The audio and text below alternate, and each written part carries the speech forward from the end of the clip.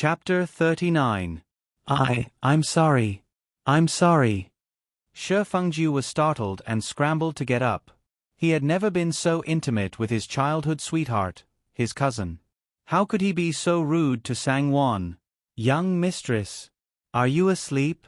This servant is here to deliver the hangover soup for young master. Suddenly, there was a clear knock on the door and a loud shout. The two people on the bed were already feeling awkward and nervous. When they heard the sudden noise, they were both frightened and their faces changed color. Shi Fengju was sober, but he didn't have the strength. In his shock, he lost control of his strength. Not only was he unable to get up, but he fell on Sangwon's body even more ambiguously. He lowered his head and kissed her on the lips. The soft and cool touch warmed the hearts of both of them, and they couldn't help but be stunned. Shi Fengju only felt the warmth and softness. His mind was shaken, and he subconsciously rubbed his face against her. You! Get out of my way! Sangwon was shocked and embarrassed. Her face was so red that it almost dripped blood. Suddenly, she exerted a force and pushed Shi Fengju away. Shi Fengju was caught off guard and fell to the side.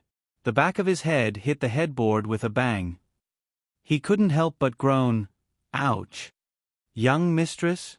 Xingji, who was outside the door, heard the noise and raised her voice. What happened? It's nothing. Sangwon sat up and glared at Shi Fengju with half-hidden bitterness and half-grievance. She hurriedly tidied up her clothes and hair. She calmed her breath and said lightly, "Wait a moment. I'll be right there."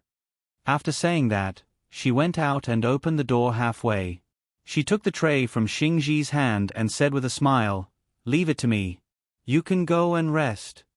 Xingji was a bit hesitant. She nodded and said with a smile, "Then, this servant will go first." Sangwon nodded and hurriedly closed the door. If she wasn't afraid that Mama Lee would say that she didn't care about Shi Fengju and wouldn't give him any hangover soup, Sangwon really didn't want to open the door. She put the hangover soup on the table and said to Shi Fengju with her back to him, "Young master, come and drink it."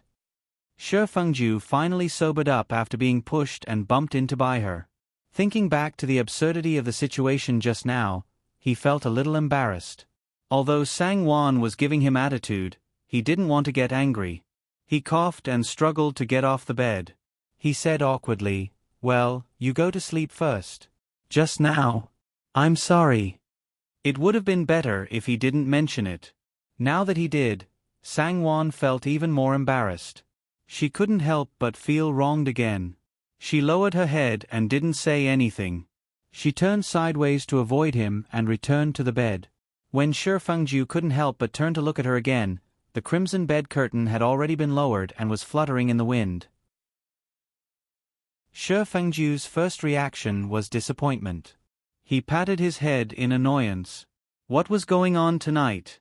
Was he possessed by a ghost? They were clearly a fake couple.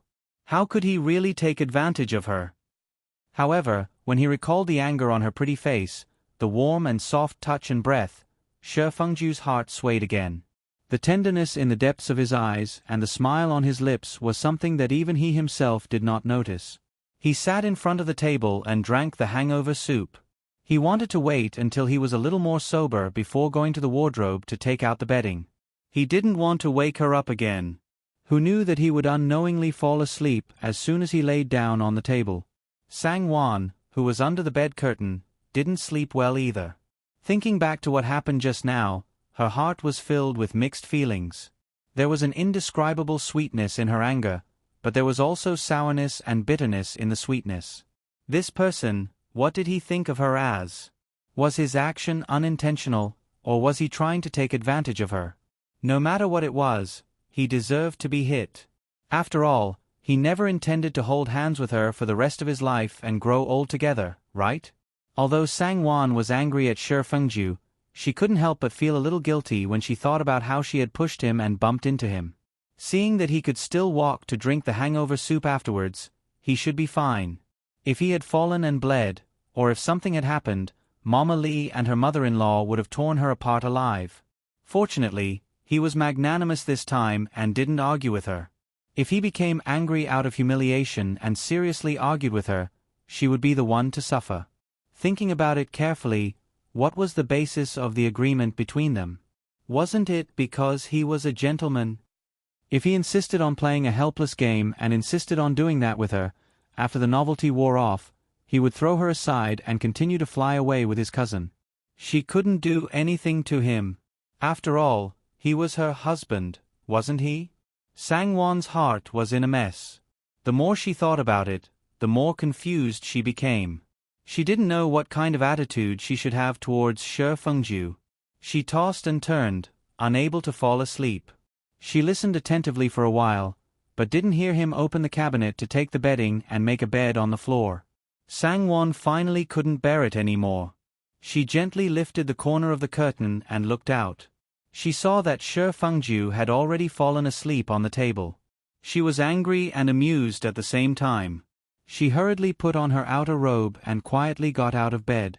Seeing that he was muddle-headed after drinking, she wouldn't argue with him. If she let him sleep like this for the whole night, who knew if he would be angry when he woke up tomorrow morning with a sore arm and neck? If that happened, it would be an unexpected disaster. Sangwon helped him make a bed on the floor. She went over and gently shook him. "Eldest young master. Eldest young master. Is it dawn? Isn't it time to get up?" Shi Fengju raised his head in a daze. Sangwon giggled and whispered, "It's not dawn yet. Lie down and sleep for a while." As she said this, she held his arm and pulled him up. Shi Fengju subconsciously got up with her. He staggered and was about to throw himself onto the bed. Sangwon hesitated for a moment. She wanted to let him have the bed tonight, but then she thought, why should I? Isn't he deeply in love with his cousin? Then, for the sake of their happy future, shouldn't he suffer a little without any regrets? Why should I let myself suffer? It's not there, it's here. Sangwon finished thinking. She pulled Shi Fengju and pouted her lips towards the bed. Shi Fengju didn't say much. He obediently turned around and lay down. Sangwon covered him with the quilt. She looked at him and saw that his breathing was even and his eyes were closed. He had already fallen asleep. Sangwon couldn't help but stare at his face. He had handsome eyebrows, slender eyes, a high nose bridge, distinct facial features, and soft lines. Even though he was sleeping, he still had a unique handsomeness. How could such a temperament not make people admire him? Sangwon silently sighed. This man was her husband in her previous life, and in this life, he was also her husband. In her previous life, he had never treated her as his wife. In this life, they weren't a real couple yet. Perhaps the effect of the hangover soup was very good. The next morning, Shi Fengju woke up without Sangwon waking him up. Sangwon heard him wake up and hurriedly got up. She helped him fold his bedding and tidy it up. The atmosphere between the two was a little awkward. Shi Fengju actually wanted to pretend that he didn't know what he had done when he was drunk. Unfortunately, that memory was so clear that he couldn't pretend even if he wanted to. "Eldest young master, are you still dizzy?" Shi Fengju was racking his brains for an excuse to talk. Who would have thought that Sangwon would ask him with a smile as if nothing had happened?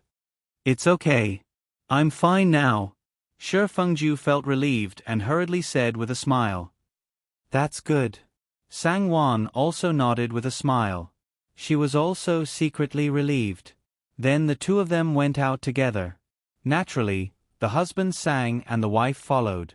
Sangwon showed her true colors as a virtuous wife and served her husband. Although the two of them tried their best to act as usual, that subtle and indescribable factor circulated uncontrollably in the air. The maids also felt it and served them more carefully than usual. After breakfast, Shi Fengju went out to handle some matters. Gu Fengzi brought Lan Xiang to the door with a smile. Sangwon invited her in with a smile and ordered the servants to serve her tea. After exchanging a few pleasantries, Gu Fengzi signaled Lan Xiang to open a palm-sized brocade box and offer it. Inside it was a pair of carved golden bracelets. She smiled at Sangwon and said, "This is a small gift for Luya as a congratulatory gift." It's not worth much. Cousin-in-law and Miss Luya, please don't laugh at it. I thank my cousin on behalf of Luya. I've made my cousin spend a lot of money. Sangwon smiled and signaled Luya to accept it. Then, she ordered Luya to kneel and thank Gu Fengzi. Luya obeyed and bowed, thanking Miss Gu. Gu Fengzi hurriedly leaned over and held her hand. She smiled and said, "Don't be so polite.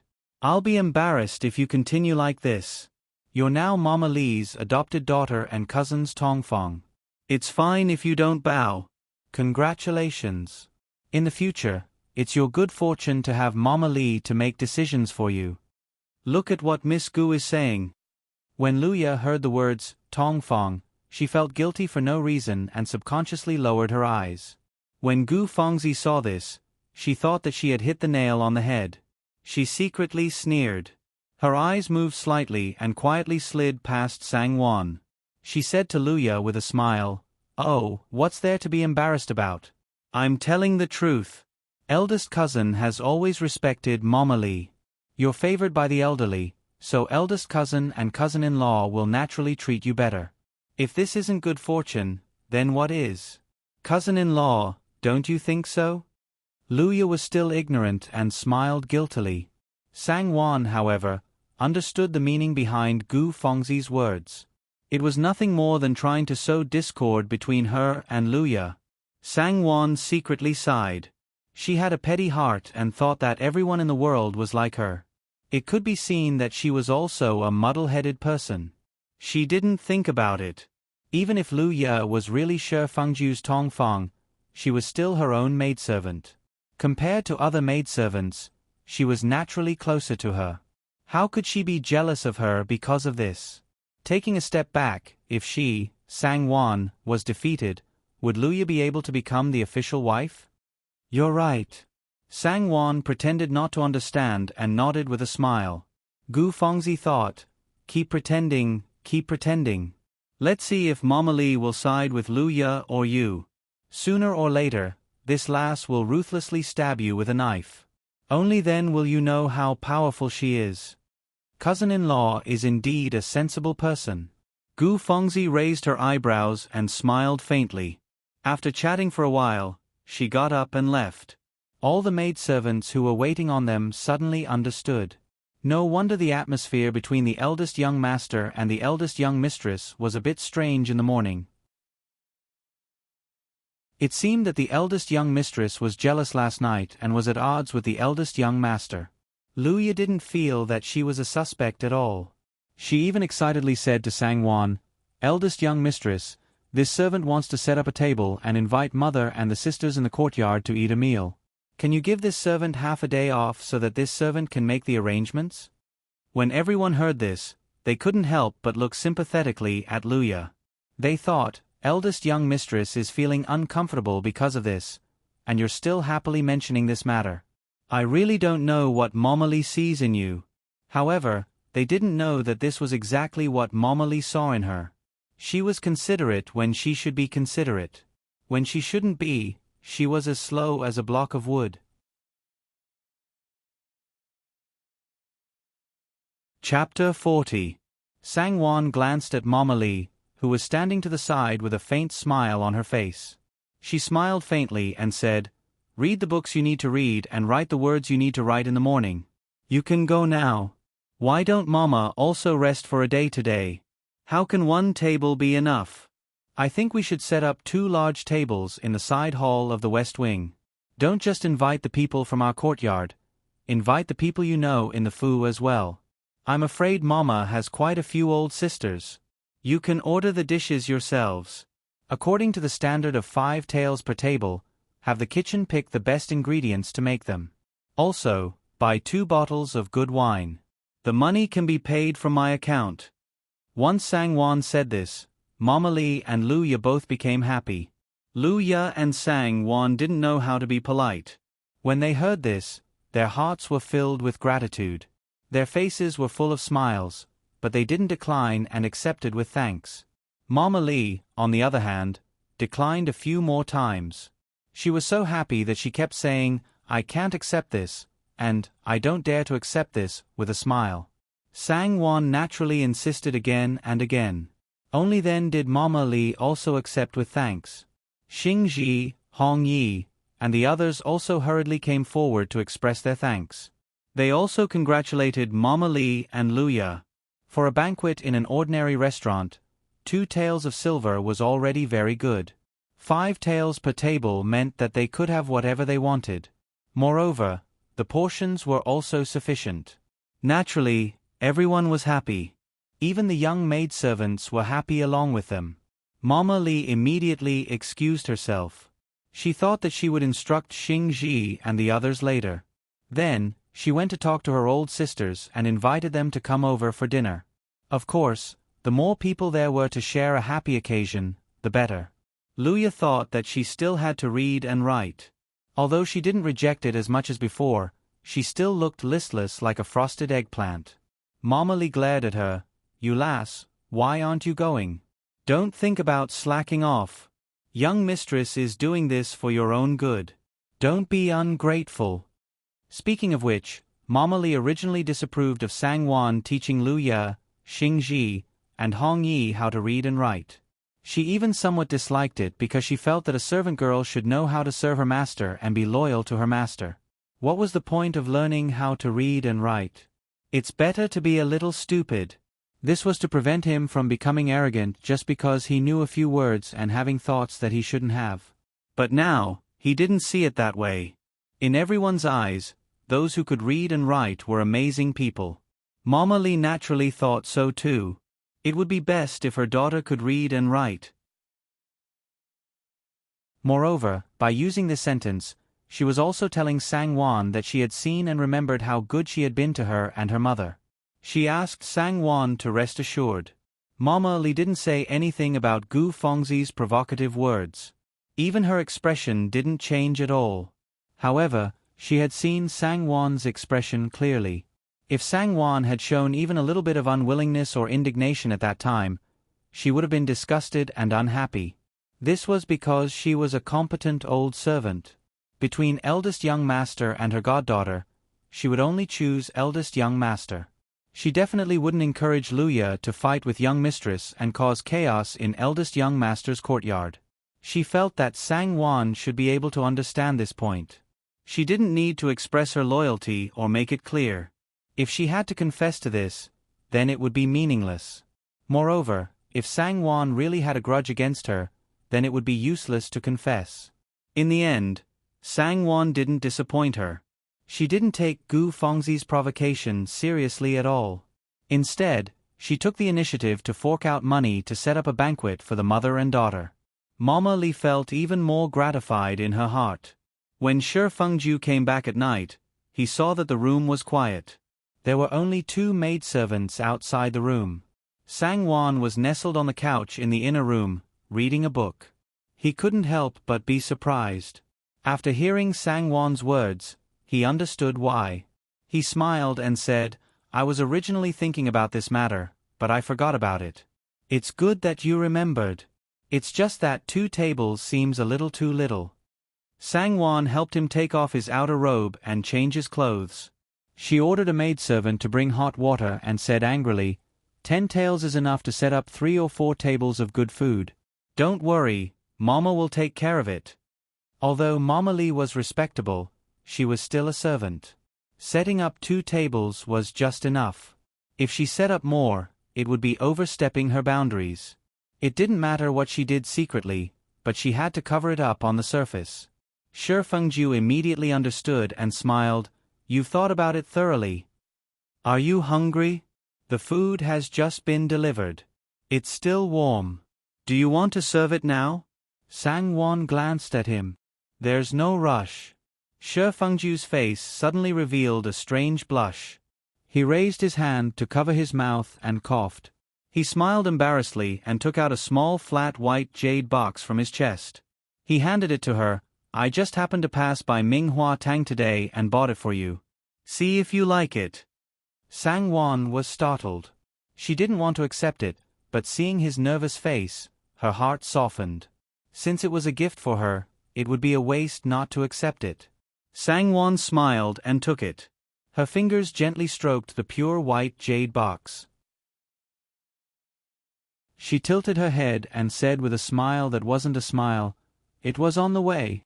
Shi Fengju rubbed his hands and smiled awkwardly. He hurriedly said, "It was on purpose, on purpose. The shopkeeper said it's the latest cosmetics. What do you think? Ming Hua Tang's things are naturally good." Sangwon gently opened the lid. A faint orchid fragrance lingered on the tip of her nose. It was elegant and lingering. The cosmetics in the box were white like frost and snow. It was smooth and delicate. She used her fingertips to gently pick up a small piece the size of a mung bean. She rubbed it in her palm and saw that her skin had become much more moist and glossy. She smiled and said, "It's really good stuff. Thank you very much." However, she saw that Shi Fengju was staring at her hand in a daze. Sangwon's face heated up.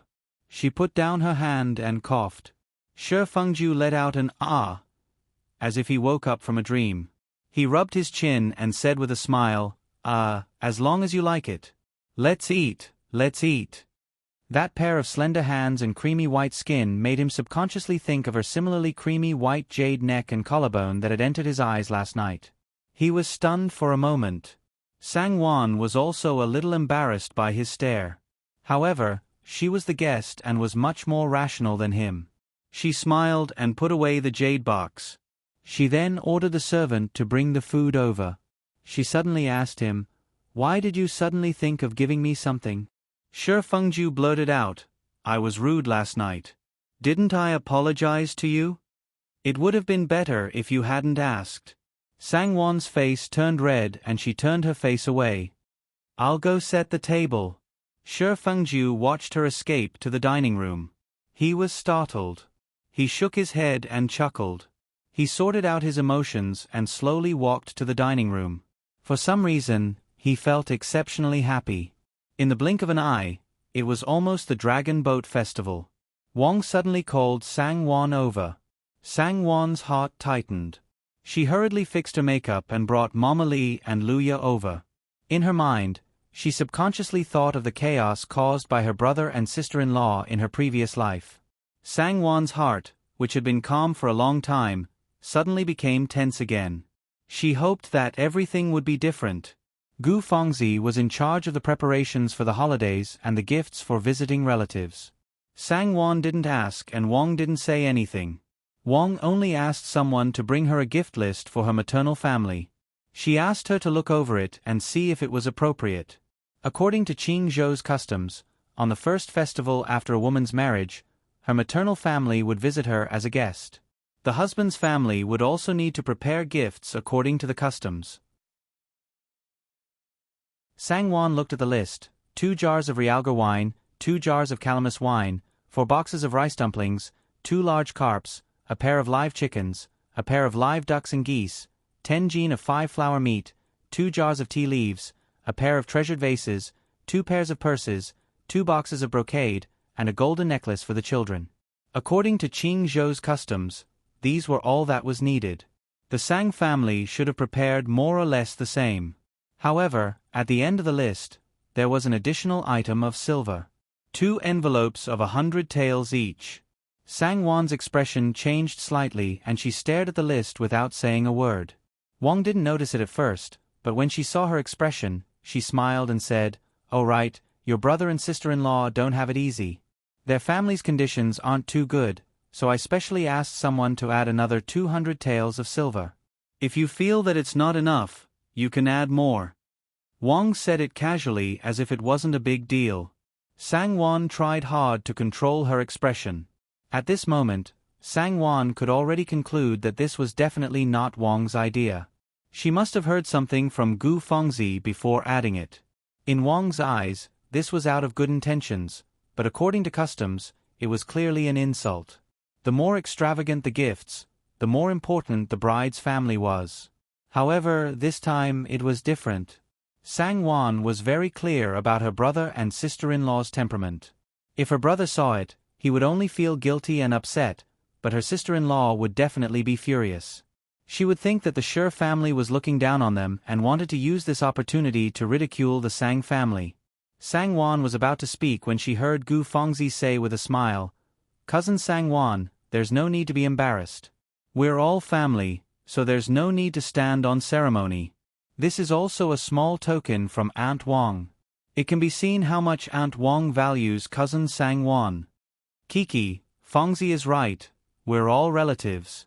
Wang smiled and said before turning to Sang Wan, "Your brother and sister-in-law don't have it easy either. When they come, accompany them and have a chat. Alright, ask Fengju to come along too." Sang Wan was secretly annoyed. She forced a polite smile, but still braced herself and said carefully, "Mother, Wan Yong thanks you on behalf of my brother and sister-in-law. However, as Mother said, we're all relatives, a family. There's really no need to be so courteous. My brother and sister-in-law will feel apologetic. I think it's better. Cousin Sang Wan, what are you saying?" Gu Fengzi said with a smile, "I've already said that Aunt Wang is just being considerate. Eldest uncle and eldest aunt should feel free to accept the kindness of an elder. There's nothing to feel apologetic about. Cousin Sang Wan wouldn't think that Aunt Wang is being charitable and humiliating eldest uncle and eldest aunt, right? If that's what Cousin Sang Wan thinks, then wouldn't Aunt Wang's efforts be in vain?" Sang Wan saw that Wang's expression had indeed changed. She quickly stood up and said, "Wan Yong wouldn't dare. Wan Yong definitely doesn't have such intentions. Mother, Wan Yong just feels that the gift is too much." Mama Li finally understood and said with a smile, "Old slave has something to say, but I'm not sure if I should say it."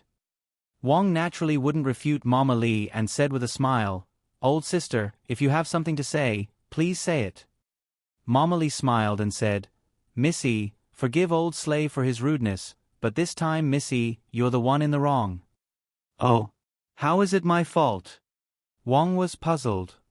"How is it not?" Mama Li smiled and said, "Relatives should reciprocate. Just follow the customs.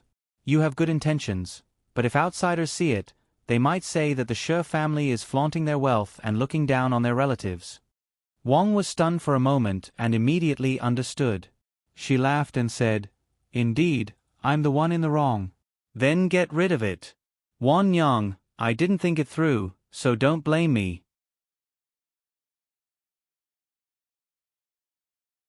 Chapter 41. Mother, your kind intentions. Wan Yang understands.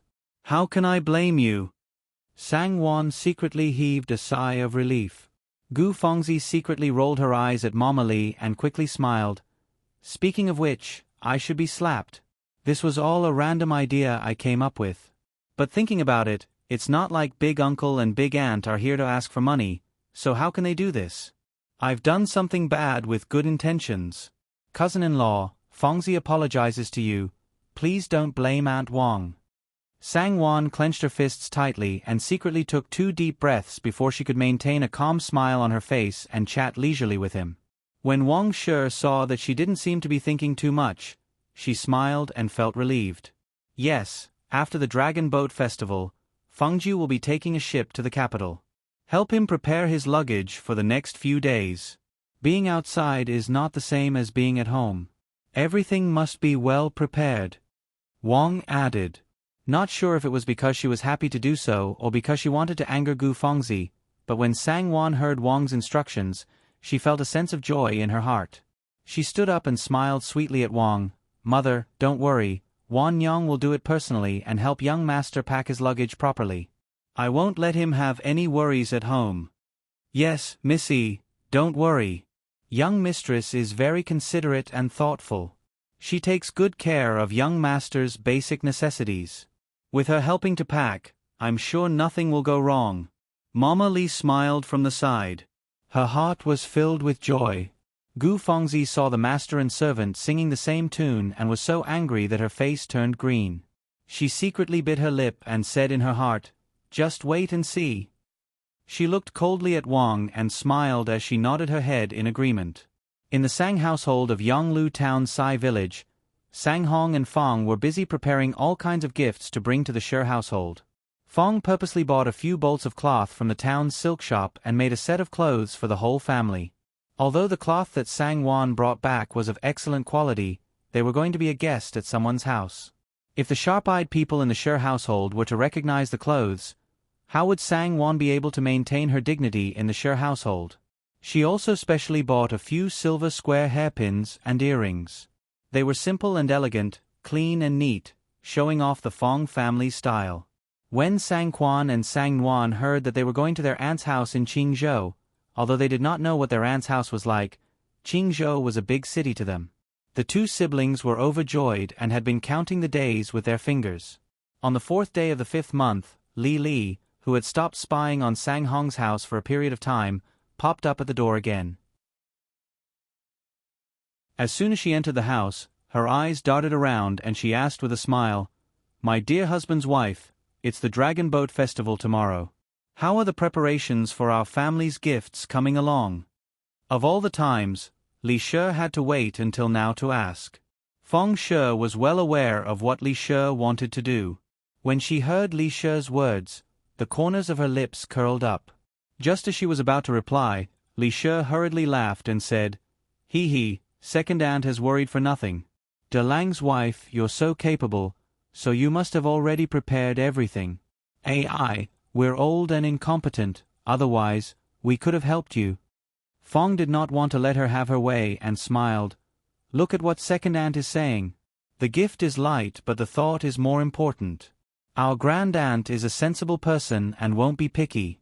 If second uncle and second aunt really want to express their gratitude, no matter what it is, grand aunt will definitely be happy. Isn't it just a matter of the thought?" Li jumped and secretly scolded Fong for being shameless. She actually dared to ask her for something so brazenly. She quickly smiled and said, "At this time, how could we have time to prepare anything? Next time, next time, next time." Fong clapped her hands and said with a smile, "There's no need to specially prepare anything, ready-made ones are fine. I saw that the 2 big roosters in second aunt's house are not bad. One of them is at least 5 to 6 catties. Those 2 roosters, one crows and the other keeps seeds. How could they be suitable?" Li was embarrassed and quickly asked, "Where are the things you prepared? Quickly take me to see if they're suitable. You young people don't understand and will be laughed at if you're rude." As she said this, Li was about to go into the side room. Fong stepped forward to stop her. She raised her eyebrows and said with a faint smile, "There's no need for second aunt to worry. The things are all here. Although I'm young, I still understand the principle of reciprocity. I won't learn from that heartless bastard who only knows how to reach out and take other people's things, but when it's his turn, he won't even give a single cent." Li's face could no longer hold it. She smiled and stopped in her tracks before asking, "What time are we leaving tomorrow?" "I think it's better to leave earlier.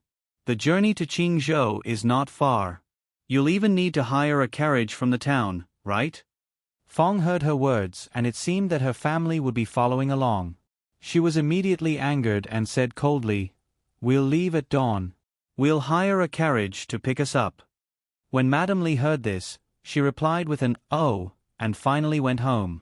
The moment she stepped into her house, Li sighed and complained to second old Master Sang, "You're too stingy, not even willing to buy anything. You're good, waiting at home for the ready-made things and instigating me to ask about it." My old face almost had no place to hide. Second old Master Sang rolled his eyes disapprovingly. How could he not know what kind of person his wife was? It was not that she had no place to hide her old face, but that she wanted to complain to him. Enough with the small talk. Second old Master Sang waved his hand to interrupt her and asked, "How is it? Have they prepared everything?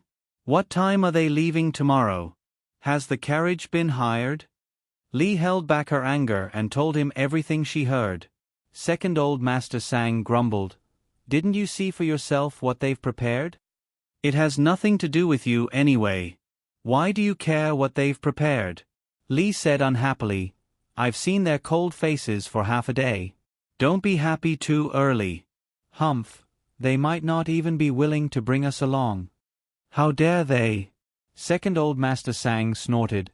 We're their elders, how dare they leave us behind? Just look at how they're going to break their spine. Li was just about to open her mouth to say that she did not need them to care. But when she thought of Sang Yufei, who was still studying in the academy, she knew that Sang Hong would definitely care about it, so she kept her mouth shut. Thinking about how she did not need to fork out a single penny to go to Qingzhou, and how they had to pay for her meals along the way, and how they were going to the wealthiest family in Qingzhou, and how she was now a relative of the Shi family, her heart was bubbling with happiness. She could not help but grin, and the anger she felt from Fong had dissipated by half. "Ai," Li gently nudged Second Old Master Sang with her elbow. Can you let me wear the golden hairpin and bracelet for a day? If I wear something nice, you and our family will gain face, right?" Second Old Master Sang glanced at the yellow-faced woman who had no figure, no face, and no temperament. He snorted and said, "No need. I can't afford to lose face like that." The key point was that he had no way of getting it even if he wanted to. "You're so stingy." Li gritted her teeth and muttered, "Those are my things. Is your name written on them?" Second Old Master Sang snorted, "Those are for our family. I am the head of the family, so they belong to whoever I say they belong to. Besides, it's not that I don't want to give them to you, but that I don't have any left." Second Old Master Sang spread out his hands. "I sold them. They were all exchanged for banknotes." Li was so angry that her lips trembled and she glared at him. When Sang Hong returned, Fong straightforwardly told him about Li's questioning. She knew that Sang Hong did not like to hear her bad-mouthing second uncle and second aunt, so she did not beat around the bush and said, "What do we do tomorrow? I don't approve of second uncle and second aunt's family going with us." Seeing Sang Hong's hesitation, Fong continued, "Listen to me first. Second uncle and second aunt cannot go. Although I hate them for being petty, I won't stop them from going because of this. But, don't glare at me. Honestly speaking, don't you know second uncle and second aunt's temperament? If something were to happen in the Shi household, how do you want Wan Yang to face others in the future? I'm sincerely thinking for you and for Wan Yang. Otherwise, as a married woman, you can do whatever you want. What do I have to be afraid of? I won't be disliked." Fong's eyes reddened as she said that. She did not know why, but her heart was touched and tears almost fell. Sang Hong gently held his wife's hand and said gently, "I know your good intentions. I have never blamed you, really. If she was really a mean and narrow-minded person, how could he allow her to stay in the Sang household?" "It's good that you can say that." Fong's heart warmed and her tone softened. She said worriedly, "Tell me, what should we do about this?" Sang Hong frowned slightly and pondered for a moment before getting up. "I'll go talk to second uncle. I'll tell him that the carriage we hired is not big enough." Fong giggled and pulled him back. She stared at him and said, "Do you believe that he will scold you for not hiring a bigger carriage since you knew that there would be so many people going?" Sang Hong scratched his head in distress. Indeed, with second uncle's character, he would definitely say that. "Then what should we do?" Sang Hong spread out his hands. "We can't sneak away. Otherwise, second uncle and second aunt would spread more unpleasant words in the village." "You!" Fong was angry and amused at the same time. As she thought about it, she could not help but cover her mouth and giggle. Sang Hong could not help but laugh and said, "Seems like you have an idea? Tell me, what should we do?" Fong tilted her head and said with a smile that was not a smile, "An idea? I do have one, but it's a bad one. It's up to you whether you want to listen or not." Sang Hong hurriedly asked, "What is it?" After hearing Fong's words, he frowned again. This, Fong got up and said, "You can slowly think about it. Mother Sue and I will go wash the vegetables and cook. But I have to remind you, you have to think more about Wan Yang." Early the next morning, as Fong expected, second Old Master Sang and his wife, as well as Sang Yen, were already dressed neatly and waiting to set off. Of course, Sang Ro did not get a share. She could only bite her lips and look at them with envy. Her treatment was not as good as Mother Sue's. Mother Sue stayed at home to look after the house, and Fong gave her an extra 15 copper coins. Second uncle, second aunt, please get in the carriage. Sang Hong smiled. Fong reluctantly glanced at the new clothes they were wearing. They were all made from the cloth Sang Wan brought back. She did not say anything, but the corner of her mouth twitched in disdain. Li was pleased with herself, and her heart was bursting with joy. She deliberately pretended to be obedient and said with a fake smile, Ahiro, I think it's better if we don't go. Your wife's face doesn't look too good. Don't tell me she despises us.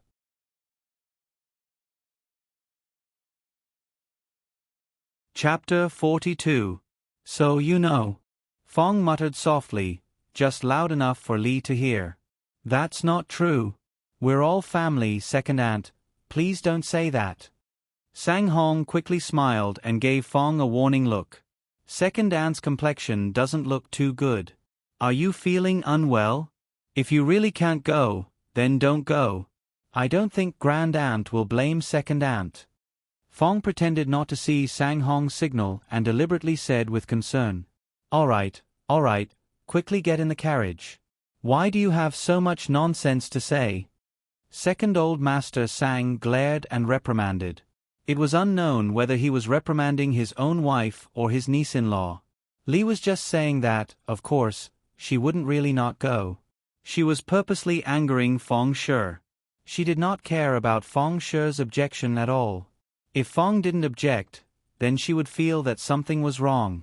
Just thinking about meeting our grand aunt today, I was so happy that I couldn't sleep well last night.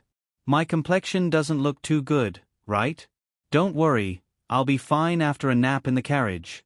My husband's wife, come and help me up. Fong Shi coldly glanced at Sang Yen, who was standing at the side and touching her new clothes. She didn't move her feet. Xian. Sang Hong said softly. Fong then reluctantly stepped forward and helped Li up. Li's smile almost reached her ears, and she immediately picked the best seat to sit down. She sighed comfortably. Yen, why aren't you coming up? Sang Yen and second old master Sang, who were admiring the new clothes, followed. Get up, you sit here. Second old master Sang glanced at his wife's seat and pointed to the side. Madame Li rolled her eyes at him and muttered under her breath. She reluctantly moved her butt and gave up the best spot. Sang Hong carried Sang Quan and Sang Nuan into the car. Just as he was about to help Fong into the car, he heard Li's sharp voice saying, what are you going to do with such a small child? Don't go, we can't sit there anymore. Second old master Sang also frowned and said, all of you are muddle-headed. Children don't know any better. What if they do something wrong and end up ruining our Sang family's reputation? Wasn't Mother Sue at home? Quick, carry her down, carry her down. Sang Quan and Sang Nuan had been looking forward to this day for a long time. When they heard second grandpa and second young mistress telling them not to go, they pouted and felt so sad that they were about to cry. Fong couldn't help but fly into a rage. She got into the car and bent down to hug the children, one in each hand. She said calmly, last time, this great aunt said that she wanted to see Xiao Quan and Xiao Nuan. Today, I must bring the siblings over. When you're at great aunt's house, you have to listen to father and mother. You have to follow the rules, understand? Sang Quan and Sang Nuan quickly nodded. Listen to mother. Listen to your father. Xian and I will be carrying the siblings, we won't take up any space. Second uncle and second aunt, don't worry. It's getting late, we have to hurry and set off. Sang Hong said as he got up. Second old master Sang snorted through his nostrils. Do as you wish. Don't blame me for not reminding you if you make a fool of yourselves. As he said that, he leaned back and closed his eyes to rest. Fong secretly suppressed the anger in her heart. Sang Hong nodded his head to comfort her and let the coachman start the carriage. The coachman acknowledged and whipped the horse. The horse hooves stomped and the wheels rumbled. The carriage swayed and soon, it was far away. Sang Ro came out of the house and her jealous and resentful gaze followed the carriage until it was out of sight. Only then did she spat on the ground and turn to enter the house. Pang! She slammed the door shut. It's still a long journey, let's eat something to fill our stomachs first. When they reached the town, the breakfast shops were already open. The number of people on the streets gradually increased and the aroma of food wafted from the stalls. With regards to Sang Hong's suggestion, Second Old Master Sang and Li Li were of course very happy to oblige. Second Old Master Sang got down from the carriage and straightened his back. With his hands behind his back, he looked around and pointed at the most respectable shop in his field of vision. I think we should just go there and have a meal. Just as Feng Shui was about to say something, Sang Hong hurriedly nodded his head and said with a smile, All right, then let's go there. As he spoke, he pulled Feng Shui along with his son and daughter to follow his second uncle's family. Second Old Master Sang and Li did not treat Sang Hong as an outsider. They ordered beef noodles, pork-stuffed buns, glutinous rice-stuffed shumai, deep-fried shortbread, goose webs, shredded lamb tripe, crispy river fish, crispy bamboo shoots and several other cold dishes. Seeing this, Feng's heart ached and she whispered, This breakfast is almost as expensive as the carriage. Madame Li continued to eat and chuckled, This is nothing. It's not even enough to fill the gaps between this great ant's teeth. Eldest young master's wife, don't feel bad, ah. After saying that, she urged Sang Yen, Eat more. We'll only reach your sister's house in the afternoon. I'll go get some soup for you. Feng glanced at her and did not say anything. I'll put more chopped green onions and yuen tuo in my bowl. Li raised her head and shouted. The soup, chopped green onions and yuen tuo in the shop were all free. After eating and drinking their fill, the group returned to the carriage. After traveling for more than an hour, Second Old Master Sang suddenly frowned and subconsciously clutched his stomach. His face turned green and white and he could no longer hold it in and shouted, Stop the carriage, stop the carriage. Quickly stop the carriage. My stomach can't take it anymore, I have to go down. Oh, old master, why is your face so ugly? Li was shocked. Did you eat something bad? Sang Yen was also worried and blurted out. Nonsense. Second Old Master Sang glared at his daughter. Eat something bad? She made it sound as if he had never eaten anything good before and would eat so much that his stomach would hurt. Although he had such doubts in his heart. Second Old Master Sang got down from the carriage and ran into the nearby forest. After a while, he staggered back. He climbed into the carriage weakly and waved his hand. Let's go. In less than half an hour, Second Old Master Sang's face turned strange and he shouted again, Stop the carriage! Stop the carriage! Again, he ran into the bushes. In less than 2 hours, Second Old Master Sang ran intermittently 4 times. His face was pale and his footsteps were weak. He did not even have the strength to speak. Not only was his complexion extremely unsightly, his new silk clothes were also wrinkled here and there, stained with a lot of mud. The corners of his robe and the front of his lapel were also pierced by the hooks, making him look battered and exhausted. Second uncle, are you all right? Sang Hong asked worriedly. No. I can't take it any more. Second Old Master Sang lowered his head to look at his battered appearance and shook his head. I'm not going, I'm not going. Not to mention that his body's condition did not allow it, it would be shameful to enter someone else's house like this. He, Second Old Master Sang, was dignified and dignified. He could not afford to lose face like this. Then what should we do? Should we send you back to town first?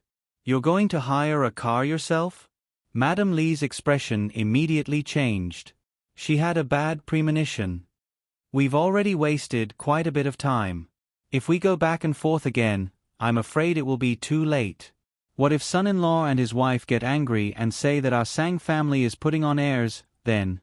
Fong said awkwardly. Second Old Master Sang and his wife did not really care if Sang Wan was angry or not. But if son-in-law and his wife had an opinion, then it would be much more serious. They were still hoping that the Shi family would help them find a good marriage for their daughter. You two go, you two go. Second Old Master Sang stared at Li. You come down. I saw a few houses in the east. We'll go there to rest for a bit. When you come back, remember to pick us up. What are you still standing there for?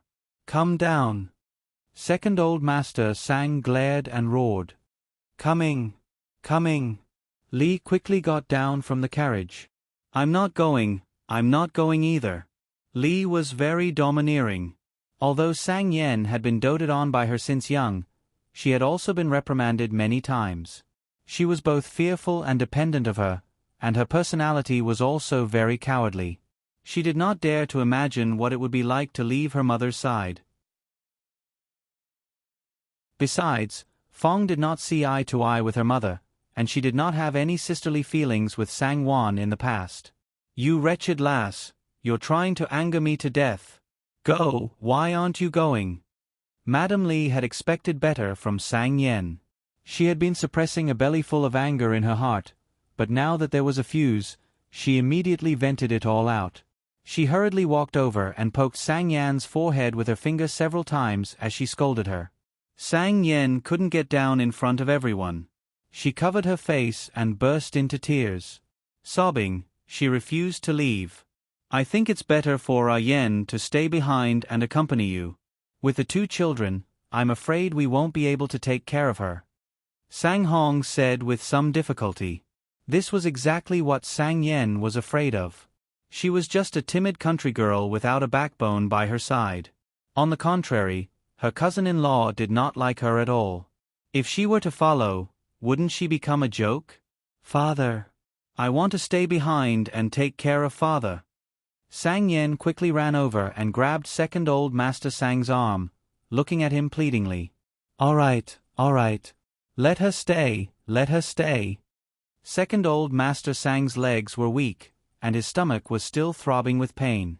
It was unbearable, and all he wanted to do was to find a place to lie down comfortably before calling for a doctor.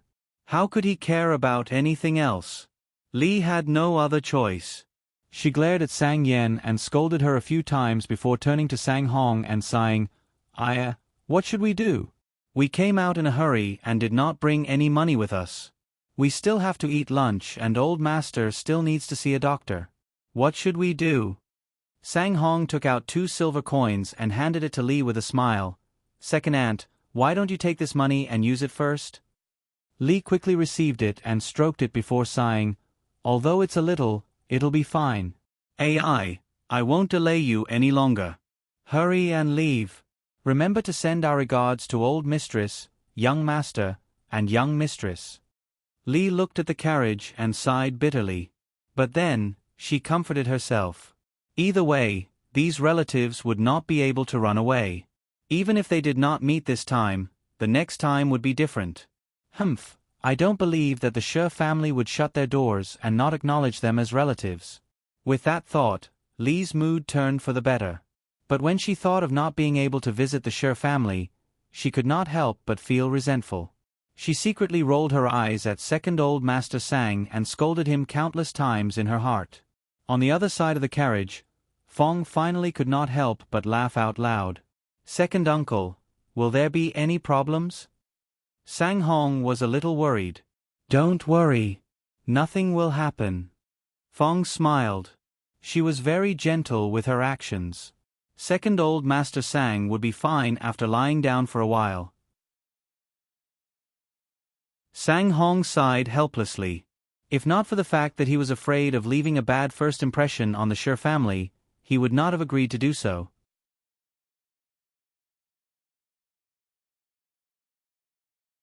Chapter 43.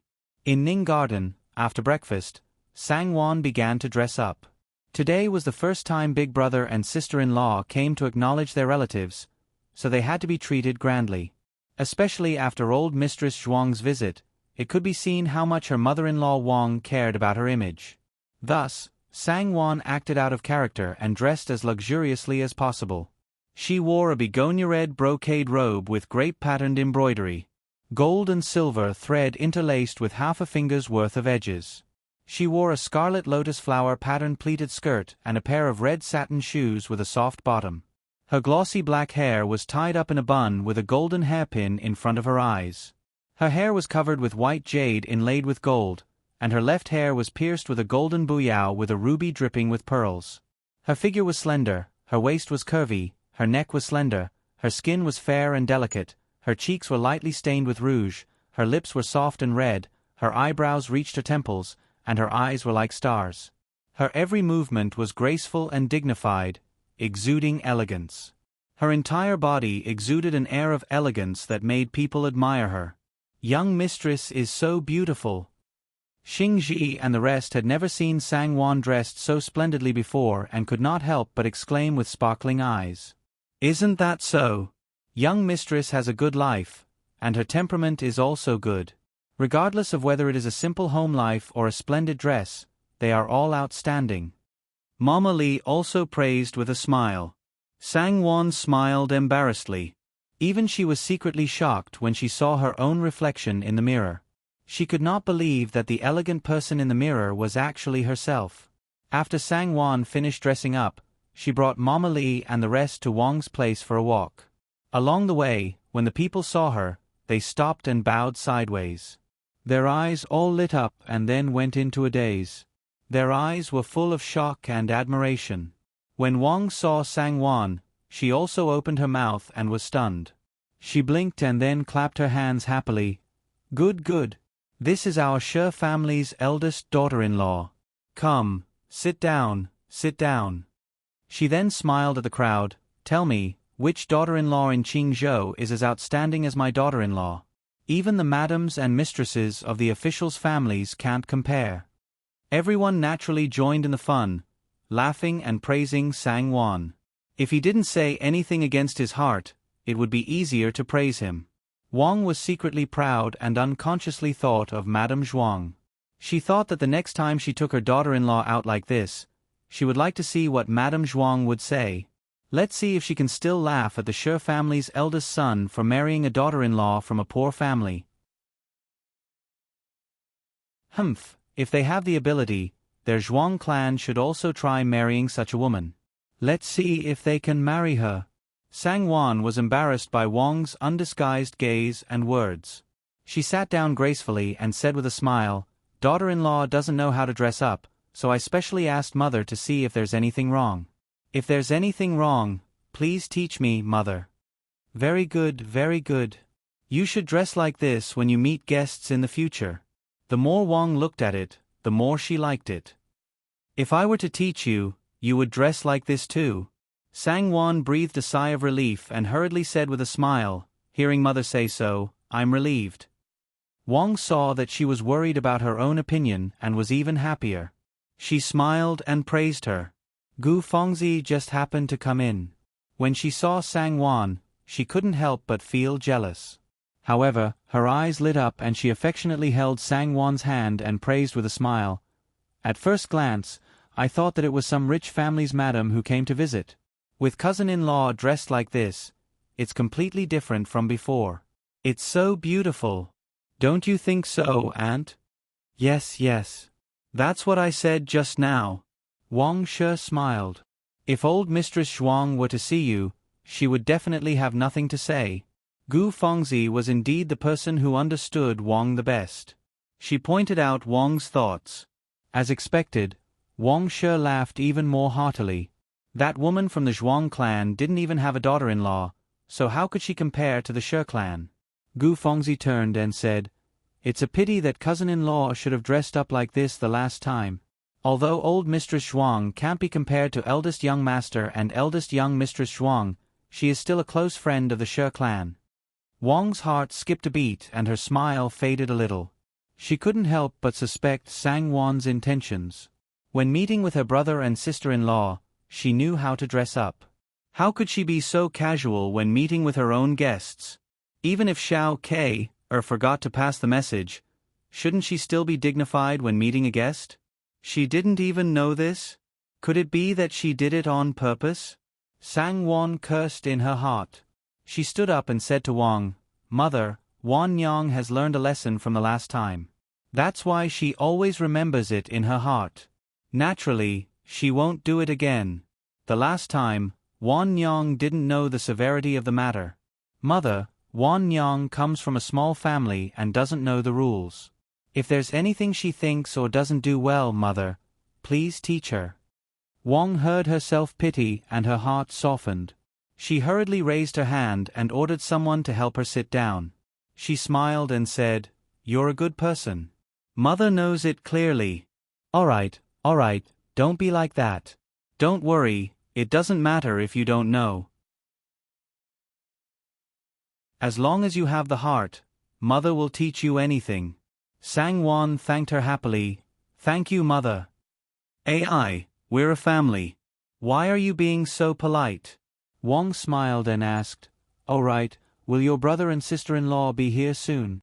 Sang-won was also looking forward to it. She shook her head and said with a smile, "I don't think it'll be so soon. It'll still be a while. I heard that the journey isn't short. Let's wait then. Go back and wait. When they arrive, go to the second gate to welcome them. You don't have to go out. Let Fengju go out to welcome them," Wang said. She then asked Gu Fengzi if everything was arranged properly. Gu Fengzi quickly smiled and replied. Wang smiled and nodded before letting them go. Sang-won returned to Ning Garden and sat on the couch to wait. It was already close to noon. She reckoned that her brother and sister-in-law would arrive in less than half an hour. Just as she was wondering if she should ask someone to invite Shi Fengju over from the study room, Shi Fengju had already stepped in. "Big brother and the others aren't here yet." When he looked up, Sang-won, who was dressed to the nines, came into view. Shi Fengju's eyes lit up and his heart skipped a beat. He stared blankly at the beautiful face in front of him and was at a loss for words. He knew that his wife in name had a gentle and elegant temperament. Her appearance and temperament were top-notch. However, he had never thought that she would look so good when she was dressed up. So charming and moving. A poem subconsciously appeared in his mind. Heavy makeup and light makeup are always appropriate. It was a simple phrase, but in this world, there were very few women who were always appropriate. "I'm afraid it'll take a while. I was just about to ask someone to invite you over. What a coincidence that you're here." Sang-won stood up and walked towards Shi Fengju with a smile. Shi Fengju's heartbeat suddenly sped up. His body stiffened and his mouth became dry. He hurriedly avoided Sang-won's gaze and stammered, Then I'll wait a little longer." Wait a little longer. Her slender waist was graceful and elegant. When she moved, a faint fragrance lingered around his nose. Shi Fengju suddenly had the urge to hug her tightly. However, Sang-won smiled softly and walked up to him. She loosely held his arm and sat down. She personally took the tea from the servant girl and handed it to him. She smiled sweetly and nodded gently. Wait a little longer." In front of Mama Lee, Sang-won had always served him like this. Shi Fengju was used to it. However, today he felt that there was something wrong with his whole body. Her breath smelled like orchids, her faint fragrance, her sweet smile, her jade-like porcelain skin, her slender neck, and her delicate, white, soft hands all stimulated his senses and stirred his heart. Sang-won was embarrassed by his gaze.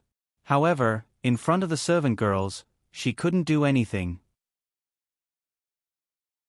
She could only pretend that she didn't know and retract her hand with a red face.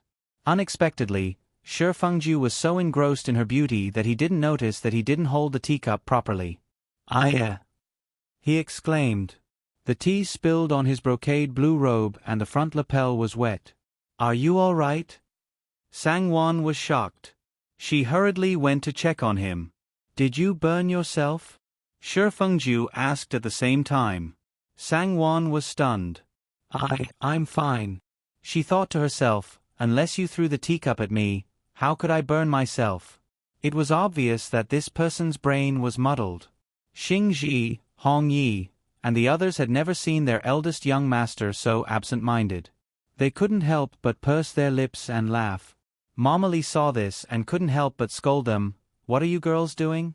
Hurry up and help your eldest young master change his clothes." Xing Ji and the others quickly stopped laughing and invited Shi Fengju inside to change his clothes.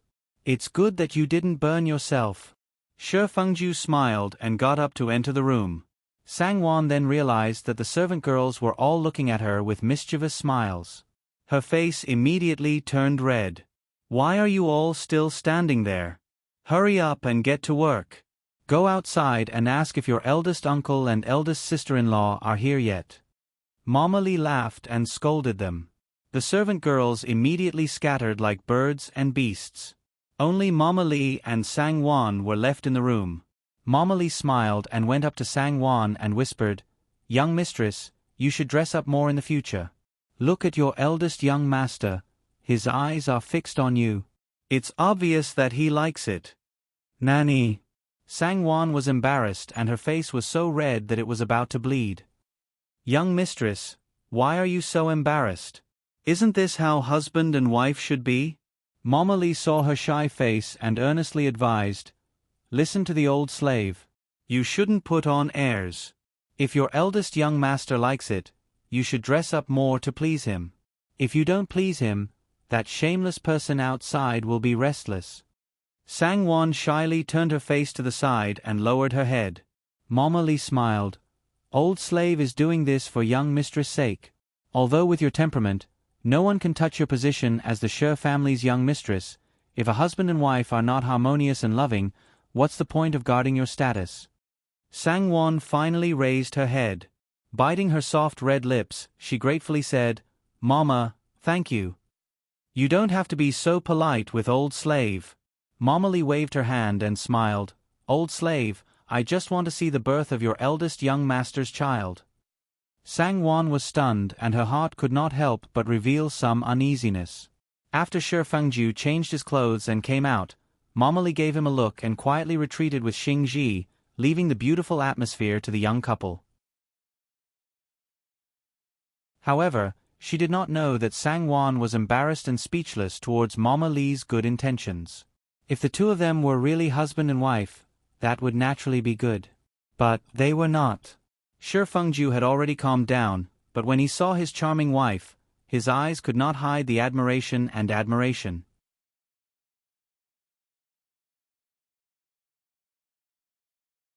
Chapter 44. She was really a good woman. In fact, it wasn't just her appearance that mattered. "You look really good dressed like this," Shi Fengju said with a smile. Sang-won looked up slightly. Seeing his honest expression, she couldn't help but feel a little disappointed. She subconsciously thought that she wasn't a vase or a painting. But that was exactly what he thought when he looked at her. "Is that so?" Sang-won said lightly. Don't be angry. I didn't mean anything else. I'm serious." Shi Fengju saw that she was faintly unhappy and thought that she must be blaming him for being rude. He hurriedly said, It's a compliment, a compliment." Sang-won suddenly felt a little resentful. She said angrily, "Am I prettier than your cousin?" Shi Fengju was stunned. He didn't understand what she meant. Sang-won regretted her slip of the tongue. Why did it sound like she was jealous? She smiled and interrupted, "My eldest brother and sister-in-law should be here soon, right? I'll have to trouble you to accompany them today. We're all on the same side." "Don't say that," Shi Fengju said with a smile. "On the same side?" Shi Fengju was also taken aback. Thinking about how they would be strangers in a year and a half, he suddenly felt a strange emotion in his heart. When he looked up, he saw that Sang-won's hair was a little crooked. He couldn't help but lean over and raise his hand. "What are you doing?" Sang-won's body stiffened. She should have backed away, but for some reason, she just sat there and didn't move. She just nodded her chin stiffly. "Your hair is a little crooked," Shi Fengju said and helped her gently adjust it. The two of them were very close. They were so close that they could smell each other's breaths. It was as if they could hear each other's heartbeats. Shi Fengju was a little absent-minded when he smelled a faint fragrance. Looking down, Shi Fengju's lips were adorable. They were slightly parted, soft and full, and glowed with a faint alluring light. Thinking back to the unexpected and surprisingly good feeling of that kiss, Shi Fengju's Adam's apple moved subconsciously. He suddenly thought of Gu Fengzi and was shocked. He hurriedly backed away, coughed, and got up with a smile. I'll go out and see if she's here." He hurriedly left. What's wrong with him? Sang-won didn't even realize that her eyes had suddenly dimmed. She unconsciously raised her hand and gently caressed her delicate cheeks. Her hand felt hot. Finally, a little after noon, Sang Hong and Fong's family entered Qingzhou City in a carriage. Looking out through the curtains of the carriage, one could see shops in great numbers, shadows of people moving about, people jostling shoulder to shoulder, bustling with activity. All kinds of hawking voices rose and fell, ceaselessly ringing in the ears. Qingzhou is a big city after all. It's so lively. Fong couldn't help but sigh. She allowed the two children to lift the curtain and look outside curiously. That's right. The north and south of the stronghold is a place where merchants gather and goods flow freely. How can it not be lively? Sang Hong also sighed. Master Sang, where are we going? Picking a relatively secluded corner, the coachman stopped the carriage and turned his head to ask. Oh, we're going to the Shi family. Sang Hong quickly said. Shi family? Which Shi family? The coachman was a little impatient. He thought to himself, there are so many people with the surname Shi in this world. Who would tell others like this? Master Sang and his wife seemed like sensible people. He didn't want to be so unreliable. It wasn't that Sang Hong was unreliable, but that Sang Hong felt that since the Shi family was the richest family in Qingzhou, the coachman would definitely know about it. This was because he had done his research before hiring the coachman. This coachman specialized in running business between town and Qingzhou and claimed to be very familiar with Qingzhou City. However, he didn't expect that his family's attire could only be considered as an ordinary well-off family. The coachman didn't even think that they were looking for the richest family in Qingzhou City. Sang Hong then said, It's the richest family in Qingzhou, the Shi family. It should be around Qingxi Avenue. You're going to the richest family in Qingzhou? The coachman's eyes widened. Yes. Sang Hong smiled a little embarrassedly. Oh, then I know. The coachman nodded. He only thought that they were the relatives of one of the Shi family stewards and continued driving without asking any more questions. The coachman gradually drove the carriage away from the bustling city and turned into a quiet and secluded avenue. At the end of the road, they turned into a wide alley paved with large bluestone tiles. The carriage stopped in front of a majestic house with stone lions squatting on both sides. Sang Hong and Fong brought the children and carried the gifts down. The square in front of the house was very wide. The stone lions in front of the door were mighty and ancient Chinese trees were dense. The double eaves of the door were carved with vermilion jade, exuding a boundless aura of wealth. The door was wide open, and they could see a huge marble wall and lush flowers and trees inside. Two family members stood on the left and right side of the house. The Shi family is indeed the richest family in Qingzhou. Look at this aura. It really wasn't a bluff.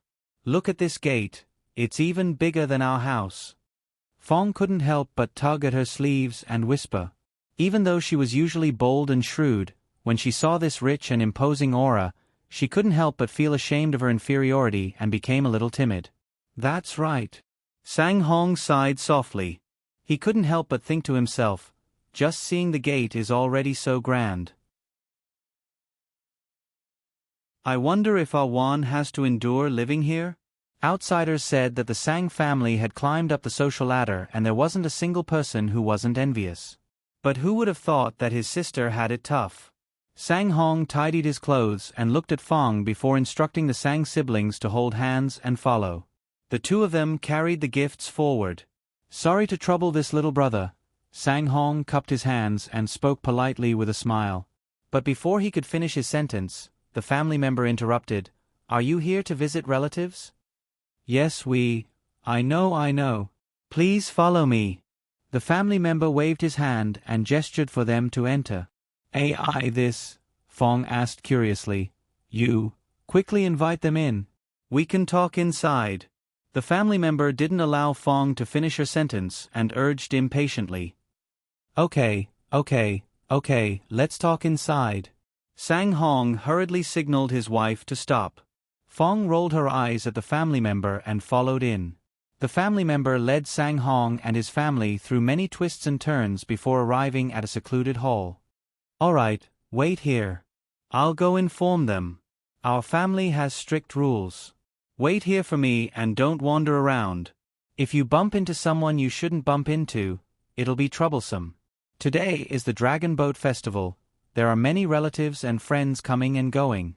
After saying that, the family member disappeared like a wisp of smoke. Fong was still shouting from behind, "AI, do you know who we are?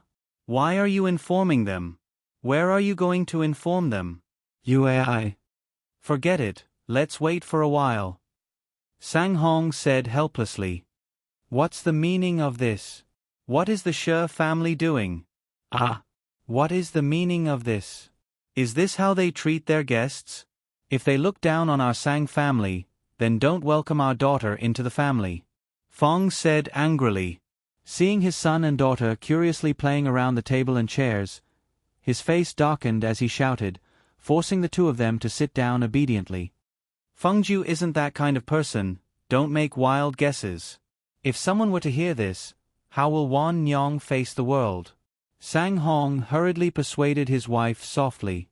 Fong became even angrier after hearing that and said hatefully, "I don't know what's wrong with our family's grand aunt.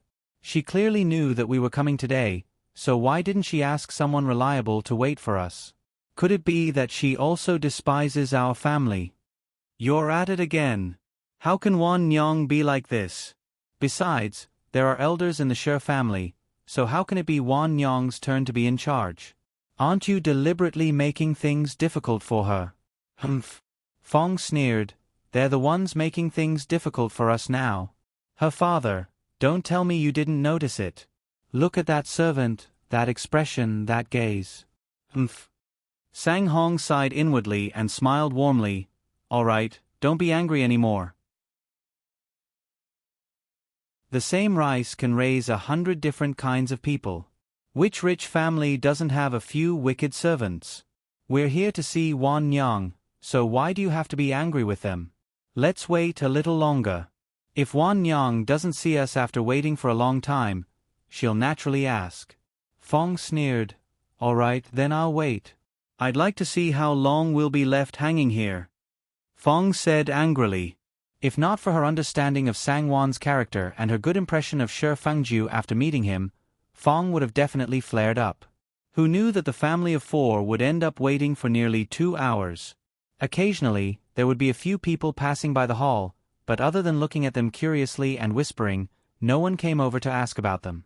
Fong's face became uglier and uglier, and the anger that was brewing in her stomach was about to explode. Sang Quan and Sang Nuan's stomachs were growling from hunger, but they did not dare to provoke their mother. The two of them stuck to Sang Hong's embrace and acted coquettishly, crying out that they were hungry. Sang Hong could only comfort them and coax them softly. Sang Wan reckoned that it was about time, so she brought Mama Li, Lu Ya, and the rest to wait at the second door. After a long while, no one came, so she sent someone to inquire about it, but to no avail. After a while, Shi Fengju came in again and said, "I've sent someone to watch the entrance of the alley. Don't worry, we'll know when they come. Don't worry, go back and wait." Sang Wan became a little impatient and shook her head. "I'll wait here. They should be here soon." After half an hour, there was still no sign of them. Xing Ji ordered someone to lay out a brocade mat in the Jasper Flower Hall not far away and asked Sang Wan to sit down and wait. "Could something have happened to my big brother and sister-in-law?" Sang Wan asked worriedly as she asked Shi Fengju to come over. Shi Fengju ordered Chong Huan to ride out of town to look for them, and comforted her, "Don't worry. The road from Willow Town to here is the official road, so there are many people coming and going. Even if something did happen, we'll be able to find out." He decided not to leave and waited with her in the Jasper Flower Hall. They waited anxiously, but little did they know that Fong's side was about to explode. "Aya, you've been waiting for a long time, haven't you? Come, eat something to fill your stomach. So pitiful. Which steward or mother's relative are you? It's so unreliable. How could they leave you here for so long?" An old woman wearing a red coarse cloth walked in with a tray in her hand and said sympathetically in a shrill voice. On the tray were 2 plates of pastries, giving off an enticing aroma. Sang Quan and Sang Nuan's eyes lit up when they saw it, and they couldn't help but sniff. Their two little faces were full of desire, and they cheered as they ran towards the old woman. Smells good. Smells good.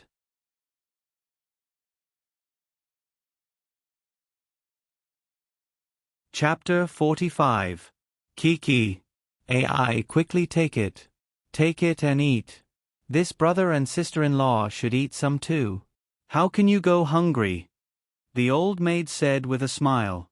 Stop. Come back. Fong was so angry that her hands and feet were cold and her body was trembling. A gust of wind came over and pulled the Sang siblings back. She glared at the servant and raised her hand to flip the tray in her hands. Outrageous. Ah Xian. Sang Hong was also very angry, but he still had some calmness left. He quickly stepped forward and held Fong's raised hand tightly.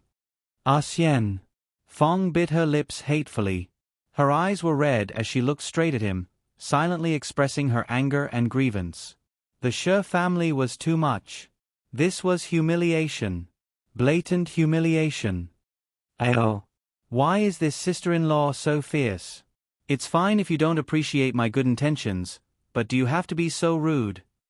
Really? If you don't want to eat, then don't eat. I'll feed it to the dogs. The servant rolled her eyes and spat on the ground before turning to leave. The Sang siblings stared helplessly at the food that was about to reach their mouths flying away. The two siblings pouted their lips and started to sob. Don't cry. Fong glared at them and slapped away Sang Hong's hand.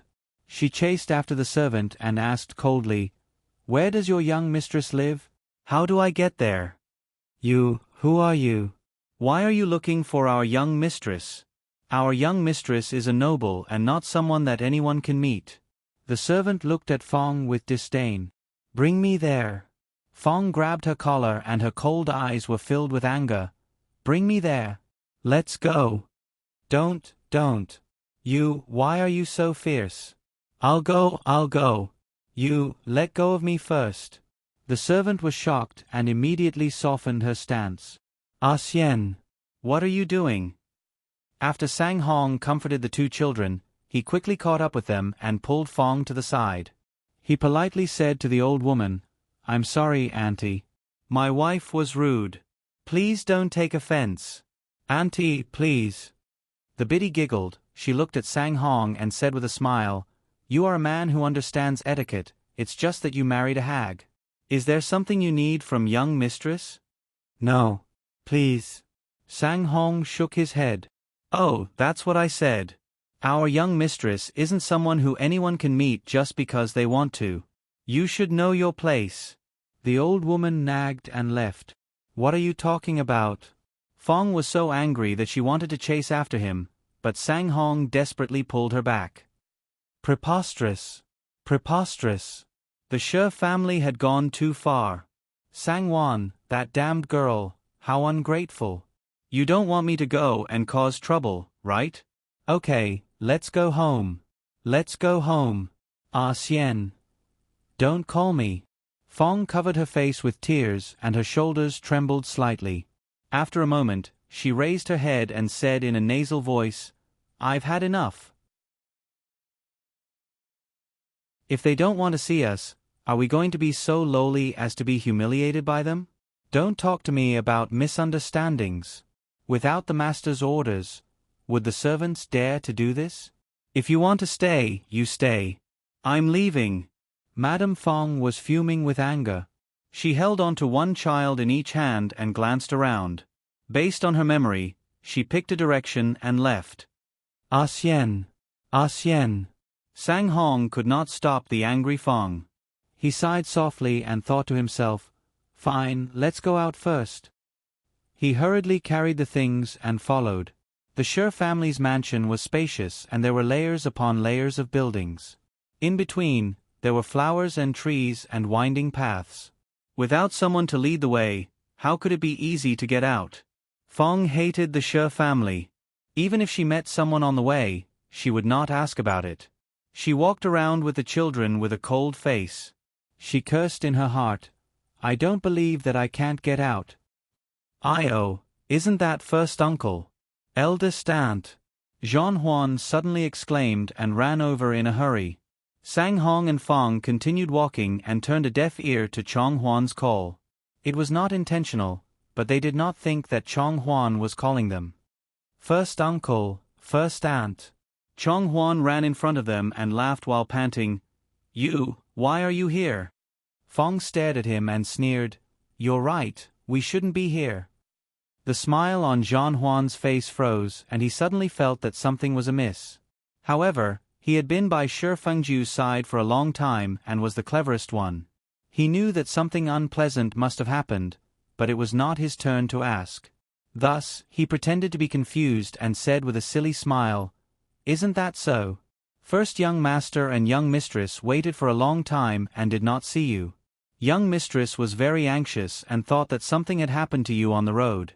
First young master ordered this servant to ride a horse outside the city to ask around, but this servant did not hear anything about anyone on the road. Thus, I hurried back to report to first young master and young mistress. Coincidentally, we met first uncle and first aunt. Please come in, first young master and young mistress must be very anxious. Chong Huan said and hurriedly ordered someone to report to Shi Fengju and Sang Wan. He then took the things in Sang Hong's hands with a smile. Let this servant do it. Your first young master and young mistress are really waiting for us? Fong did not believe and stared at Chong Huan suspiciously. Oh, look at what you're saying. Chong Huan smiled. His meaning could not be more obvious. Who didn't know that young mistress's family was coming to acknowledge their relatives today? All right, Ah Xian, don't let Ah Wan and brother-in-law wait for too long. Let's go. Chong Huan was someone who had seen it before, so Sang Hong naturally believed him. He believed that his sister was not someone who did not recognize her relatives. Perhaps, there was really a misunderstanding earlier. It was no wonder. After all, the Shi family was a big family with countless relatives and friends. There would be many people visiting during the holidays. It was understandable that the servants were so busy that they made a mistake. Sang Hong was used to thinking positively of people, but Fong was different. Especially the humiliation she suffered earlier, it was impossible for Chong Huan's words to completely erase it. She snorted and said coldly, If they're really waiting for us, then come and receive us personally. We'll wait here. AI, if they don't come in 15 minutes, we'll go back first. We can't abandon our work at home. Chong Huan was stunned. The smile on his face was already very forced. Ah Xian. Don't pull me. You're Chong Huan, right? Why aren't you going to tell your first young master and young mistress? A quarter of an hour, remember that. Fong Shi glared at Sang Hong and said, AI, this servant will go now.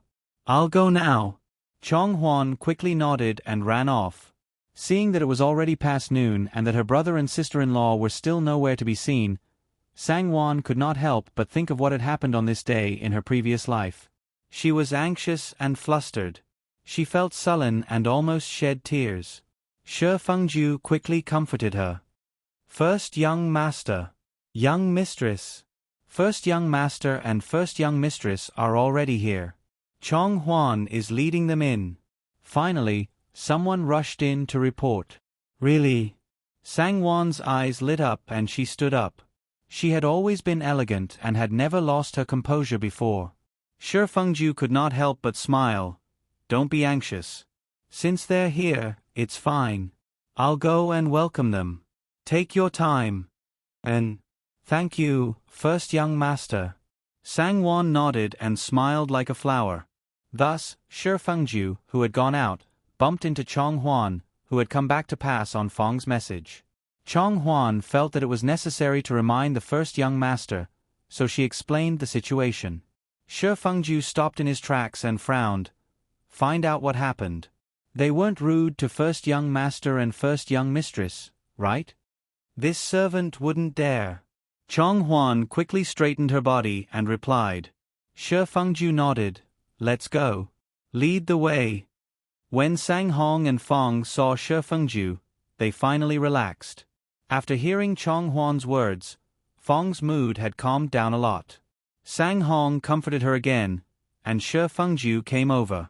He was very polite and had a smile on his face as he greeted them.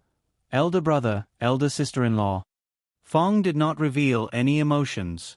She let Sang Hong and Shi Fengju exchange pleasantries while she held her son and daughter's hands and followed behind them. I'm really sorry for neglecting elder brother and elder sister-in-law. Please come in. Wan Yang is waiting at the second gate. Shi Fengju raised his hand and made a gesture of invitation. Brother-in-law, you're too polite. You don't have to be so polite to a family member. Sang Hong cupped his hands. After entering the second gate, Sang Wan saw them and smiled in surprise. She went forward and curtsied. Elder brother, elder sister-in-law, you're finally here.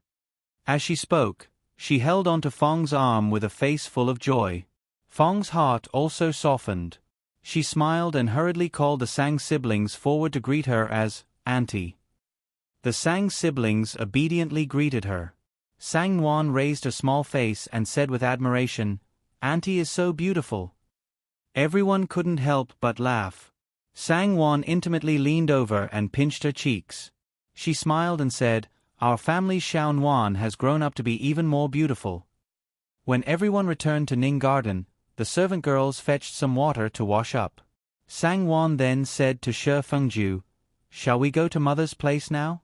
My elder brother and sister-in-law haven't seen mother yet. Shi Fengju looked at the time and smiled.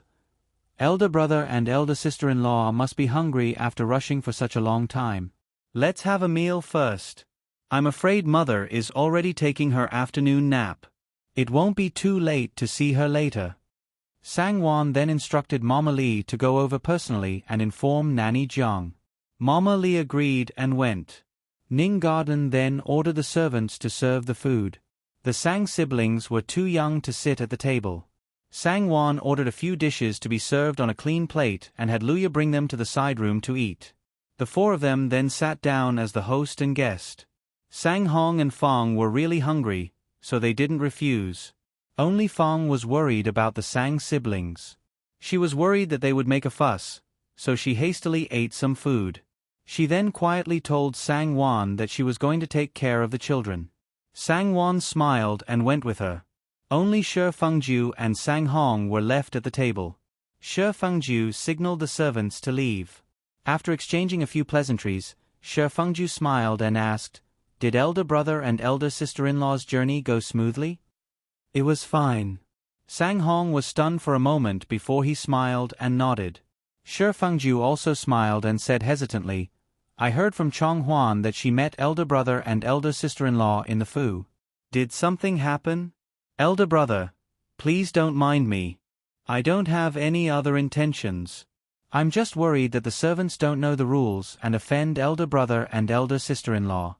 Elder brother, please don't hold back. You can just tell me. Sang Hong shook his head and smiled lightly. Brother-in-law, you're thinking too much. Nothing, really, nothing happened. Hee, aren't we fine? What could have happened?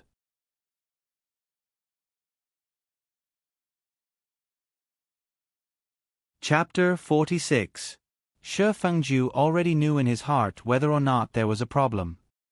He did not expect Sang Hong to settle the matter peacefully and could not help but feel some respect for him. He raised his wine cup and said, That's good. That's good. There are good and bad servants everywhere, so it's inevitable that there will be some who are not considerate enough. Big Brother's magnanimity is admirable. This cup of wine is for Big Brother, please. You flatter me. Sang Hong raised his cup and clinked it with Shi Fengju's before downing it in one gulp. He sighed and said, Actually, as long as Wan Yang is well, nothing else matters. I know that brother-in-law is a reliable person, so I won't say anything else. Wan Yang has a gentle personality and is willing to keep many things to herself. In the future, I'll have to trouble brother-in-law to worry about her. Hee, of course. Shi Fengju subconsciously avoided his gaze and smiled to cover it up. On the other side of the partition, Sang Quan and Sang Nuan were really hungry. In addition to being in an unfamiliar environment, they ate in an orderly manner and did not make any noise. Fong came over to see them and felt relieved. Sang-won then helped her sister-in-law to sit at the side and the two drank tea and chatted. "Sister-in-law, did something happen? Why did you and big brother arrive so late?" Sang-won asked. Fong's face immediately showed some anger. Thinking of Sang-hong's words, she shook her head and smiled. "Nothing. What could have happened? We were just delayed on the way." "Is there really nothing?" Her expression did not escape Sang-won's eyes. Sang-won sighed faintly. "Sister-in-law, are you treating me as an outsider? Can't you even tell me?" Fong was stunned for a moment. She thought for a moment and simply said, "It's not that I don't want to tell you. To tell you the truth, your brother is afraid that you'll be angry and won't let me tell you. But I feel that telling you will give you a reminder. You should be more careful in the future." Fong then told Sang-won everything that happened when she entered the door and said, "If it weren't for the coincidence of meeting Chong-hwan, your brother and I might have already left Qingzhou." Fong's face paled slightly. She thought to herself, if I had left just like that, Wan Yang would have lost all her face. "Wan Yang, won't you be angry with your brother and sister-in-law? My brother and sister-in-law didn't do it on purpose. It's really too much." Fong felt very aggrieved.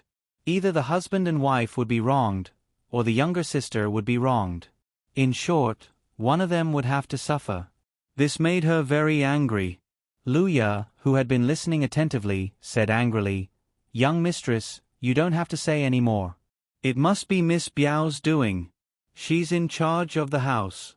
Who else but her could order her subordinates to do such a wicked thing?" Sang-won couldn't stop her. Fong's face had already turned cold. She asked doubtfully, "Miss Gu? What Miss Biao? Why would she make things difficult for you? Why? Is Miss Biao in charge of the house?" Sang-won could only smile and say, "This Miss Biao is the daughter of my mother-in-law's younger sister. She lost her mother at a young age and was raised by her mother-in-law. She has always taken care of the house for her mother-in-law. Perhaps she feels that I'm a threat to her after marrying into the family, so she isn't very friendly to me. However, there's nothing wrong with having a big fold." As she said that, she became angry at Luya. "You lass, why are you talking nonsense? There's no evidence. Who allowed you to talk nonsense? Is that really the case?" Fong was skeptical. After getting Sang-won's affirmation, she still said angrily, "Even if that's the case, it's too much of a bully. Even if she's your mother-in-law's niece, she's still a relative. Now that you've married into the family, you should be in charge of the house. Why is it still her? Wan Yang, could it be that your mother-in-law has something against you?" "How could that be?" Sang-won felt a headache coming on. She forced a smile and said softly, "My mother-in-law is very good and treats me very well, really. Sister-in-law, I'm already married, so you don't have to worry about me. I know what I'm doing." "Really? But today, eldest brother and sister-in-law came to visit for the first time and made you feel wronged." Fong snorted and said, "It's not that you feel wronged. I hate you so much that the roots of my teeth itch. But it's fine if we feel wronged. At most, we won't come here so often in the future. But you're different. If you are wronged, will you be able to endure it for as long as the heavens and the earth? Other things don't matter, but your mother-in-law is still your mother-in-law. If she wants to make things difficult for you, won't you be able to wear her shoes until she's?" "My mother-in-law is really very good. Sister-in-law will know when she sees her." Sang-won vowed and joked. "Sister-in-law has always had a strong temperament and can't tolerate sand in her eyes.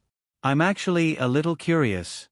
This servant was so rude, but sister-in-law actually could stand it and didn't make a scene?" Fong laughed and stared at Sang-won. "Why? Are you disappointed that I didn't make a scene? I'm not afraid of you laughing at me. It's not that I didn't make a scene.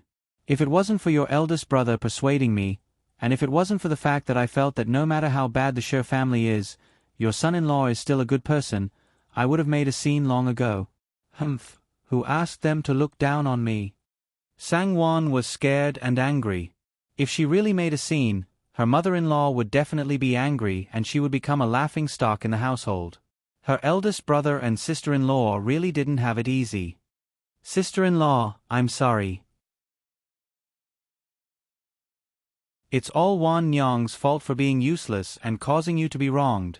Sang Wan stood up and solemnly bowed to Fong. Ai, don't be like this. Fong hurriedly stood up to support her. Seeing that her eyes were a little wet, Fong's heart also felt sour. She gently patted her hand and said softly, "How can this be blamed on you? Ai, it's not easy for you to live in such a big family. Alright, don't be like this, And sister-in-law." Sang Wan smiled and secretly said in her heart, one day, she would definitely avenge her eldest brother and sister-in-law. Hee. Fong looked at her carefully and praised, "Strange Taoist always said that Buddha needs gold and people need clothes. Look at our Wan Nyong, dressed like this, really, beautiful. Really beautiful. At first glance, you can tell that she's the young mistress of a rich family. Luya, don't you think so?" "Of course. Who doesn't praise our young mistress?" Luya smiled proudly. Fong suddenly sighed and shook her head. She said seriously, "I still think that Miss Gu, Wan Nyong, you have to quickly deal with it. Ai, tell me, she's a girl from a relative's family. How can she be so ignorant? Is this family something she can manage?" Sang Wan secretly held her forehead. Sister-in-law was still as stubborn as ever. Wanting to divert her attention was as difficult as ascending to the heavens. "Don't worry, sister-in-law, I will." Sang Wan's face blushed and suddenly became shy. She lowered her head and said softly, "Mother-in-law said, she said to let cousin take care of it for the time being. She wants me to, start a family as soon as possible." Fong was stunned and clapped her hands with a smile. Not bad. That's true. Mother-in-law has thought it through thoroughly. To be honest, Wan Nyong, you have to work harder. Everything else is fake. Only when you have a son can you feel at ease." And Sang Wan's face was as red as a cooked shrimp. On the other side, Shi Fengju and Sang Hong were already enjoying themselves. Thus, Sang Wan and Fong went out and sat down in the hall to drink tea. Fong glanced at the sky outside and gave Sang Hong a look. Sang Hong smiled and said, May I know when it's convenient to pay a visit to mother-in-law?" Shi Fengju smiled and said, "There's no hurry. Big brother, sister-in-law, take a rest first. It must be tiring for you to come all the way here. If it's convenient, let's pay a visit to mother-in-law first. It's not early anymore. We still have to rush home," Fong hurriedly said. Shi Fengju and Sang Wan looked at each other and smiled. "Why are you in such a hurry? Big brother, sister-in-law, why don't you stay for a night? It won't be too late to leave tomorrow. I'm afraid it'll be dark by the time you reach home." "Yes, sister-in-law, please stay and chat with me," Sang Wan also begged. Fong did not have a good impression of the Shi family and originally refused to stay. Sang Hong also did not want to trouble his sister, but Shi Fengju and Sang Wan repeatedly urged him to stay, so he reluctantly agreed. After sitting for a while, Shi Fengju invited Sang Hong to the study room for a chat. Sang Wan asked Fong to stay for a private chat and ordered Luya to bring Sang Quan and Sang Wan to the courtyard to play. She also ordered the servants to prepare the guest room. After knowing that Wang had woken up, Sang Wan sent someone to the study room to call for her. Shi Fengju brought his brother, sister-in-law, nephew, and niece to meet her. Mama Li had already told Nanny Jiang to pass on the message to Wang. She only said that the Sang family's granduncle and grandaunt were delayed on the road.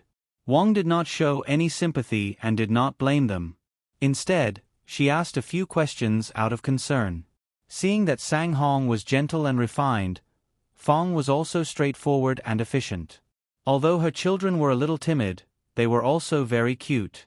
Wang was satisfied and secretly nodded her head. Scholars are indeed different from ordinary people. Sang Hong and his wife saw that Wang was amiable and polite. Other than dressing a little more extravagantly, she was no different from an ordinary old lady. Thus, They were relieved and felt that Sang Wan would not be mistreated. After breakfast the next day, Sang Hong and his wife brought their children back home. Shi Fengju originally wanted to send a carriage to send them back, but Sang Hong insisted that it would be too troublesome and that he could just hire a carriage himself. Shi Fengju could only give up. He ordered Chong Huan to help hire a carriage and personally sent them out of the city. This family is not bad. Although they are rich, they have never grown their eyes on top of their heads. Fong said with a smile in the carriage. Sang Hong smiled and said, "How was it? I said that yesterday was a misunderstanding, right? Fortunately, I stopped you. Otherwise, if things got out, how would Wan Yang be able to face others?" Fong was embarrassed, but she was not convinced. She snorted and said, "How can they blame me for being angry? That bunch of dogs who looked down on others. They are even worse than us. I really don't know what they are so arrogant about." Sang Hong sighed and said, "Even the fingers on a hand have different lengths. With such a large family business, there are almost 100 people. How can I guarantee that everyone will be fine? In the future, don't be rash when you meet with trouble." "All right." Fong suddenly remembered and said, "Luya said that yesterday's incident was most likely done by that Miss Gu Fengzi. That Miss Gu Fengzi is currently in charge of the Shi family's inner residence.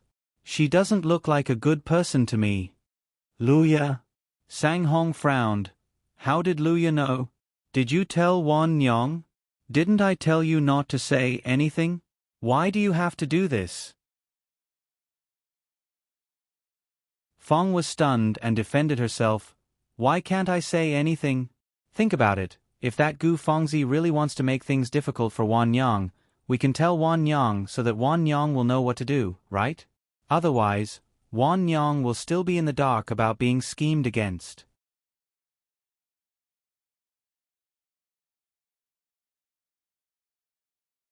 Chapter 47. Sang Hong was speechless for a moment and sighed. "What you said makes sense. But, no matter what, this is the Shi family's matter. If we get involved, it won't be good for Wan Yang." "Who likes to get involved?" Fong sneered. "But I want to remind Wan Yang. Let me ask you, if the Shi family bullies Wan Yang in the future, will you do something about it?" "Of course I will," Sang Hong said firmly. "That's my sister. But brother-in-law is a good person and won't let Wan Yang suffer." Fong sneered and said slowly, "That's hard to say." Sang Hong couldn't help but stare at her strangely. "I say, why are you speaking in such a strange tone? Do you have something to say?" "For now I don't. Hopefully, there won't be in the future." Fong rolled her eyes at him. A woman's heart was sensitive. Moreover, Fong Shi was not stupid. Recalling the conversation between Luya and Sang Wan yesterday, as well as her observation of Gu Fengzi during dinner last night, even though it was not convenient for her to ask the Shi family servants about anything, Fong Shi's heart was already faintly suspicious. However, since Sang Wan was unwilling to say, she could not force her. After all, her sister-in-law was not her mother. Furthermore, the Shi family had not done anything overboard. She would not be so foolish as to expose this layer of window paper and give them a chance to push the boat along with the current. "AI," Sang Hong could not help but laugh. "Why do these words sound so mysterious? Why? Are you meditating?" Fong snorted and glanced at him. "Yes, I'm not allowed to?" Sang Hong laughed and shook his head, ignoring her. "Just keep laughing. When you see second uncle and second aunt later, you won't be able to laugh anymore." Fong said slowly. As expected, Sang Hong's face stiffened. He rubbed his forehead as if he had a headache. On the other hand, second old Master Sang and Li Li were anxiously waiting for Sang Hong and Fong to arrive even when the sky turned dark. The two of them could not help but fly into a rage and scold the two of them for being heartless and evil. He was certain that they had abandoned the three of them and returned to Sai village. Left with no choice, he could only stay the night at a farmer's house. At dawn the next day, the two of them hurriedly left with Sang Yen. They wanted to rush home and give Sang Hong and Fong a good scolding. They also wanted to see how many things the couple had brought back and whether they had kept anything for themselves. After much persuasion, the two of them hired an ox cart and set off on their way back to Willow Town. Thinking that she had to pay for the car, Li felt so distressed that she scolded Sang Hong and Fong. Thus, when Sang Hong and Fong called for the carriage to turn into a nearby house to pick them up, they were told that they had already left. The two of them smiled bitterly at each other, knowing that they must have misunderstood. The ox cart creaked as it moved at an extremely slow pace. Second Old Master Sang and Li were so anxious that they could not do anything about it. Just as they were about to reach Willow Town, Sang Hong's carriage finally caught up. Sang Hong quickly called for the carriage to stop and waved his hand. Second uncle. Second aunt. Second Old Master Sang and Li were stunned. Their eyes widened as they did not regain their senses for a long time. Why are you all here? Li Shi jumped off the ox cart and angrily rushed over to Sang Hong while pointing at him. Preposterous. Second Old Master Sang also sneered. You two went to have fun and made us wait. That's right. Since you're here for the night, why didn't you send a carriage to pick us up? Li glared. Of course, Sang Hong did not dare to say that he had deliberately left them behind, so he could only smile and say some nice words. I say, second uncle and second aunt, have you two had lunch? Are you hungry? Fong asked with a smile. With that question, Second Old Master Sang and Li felt their stomachs burning with hunger and could not help but swallow their saliva. You still have the cheek to ask. Second Old Master Sang snorted.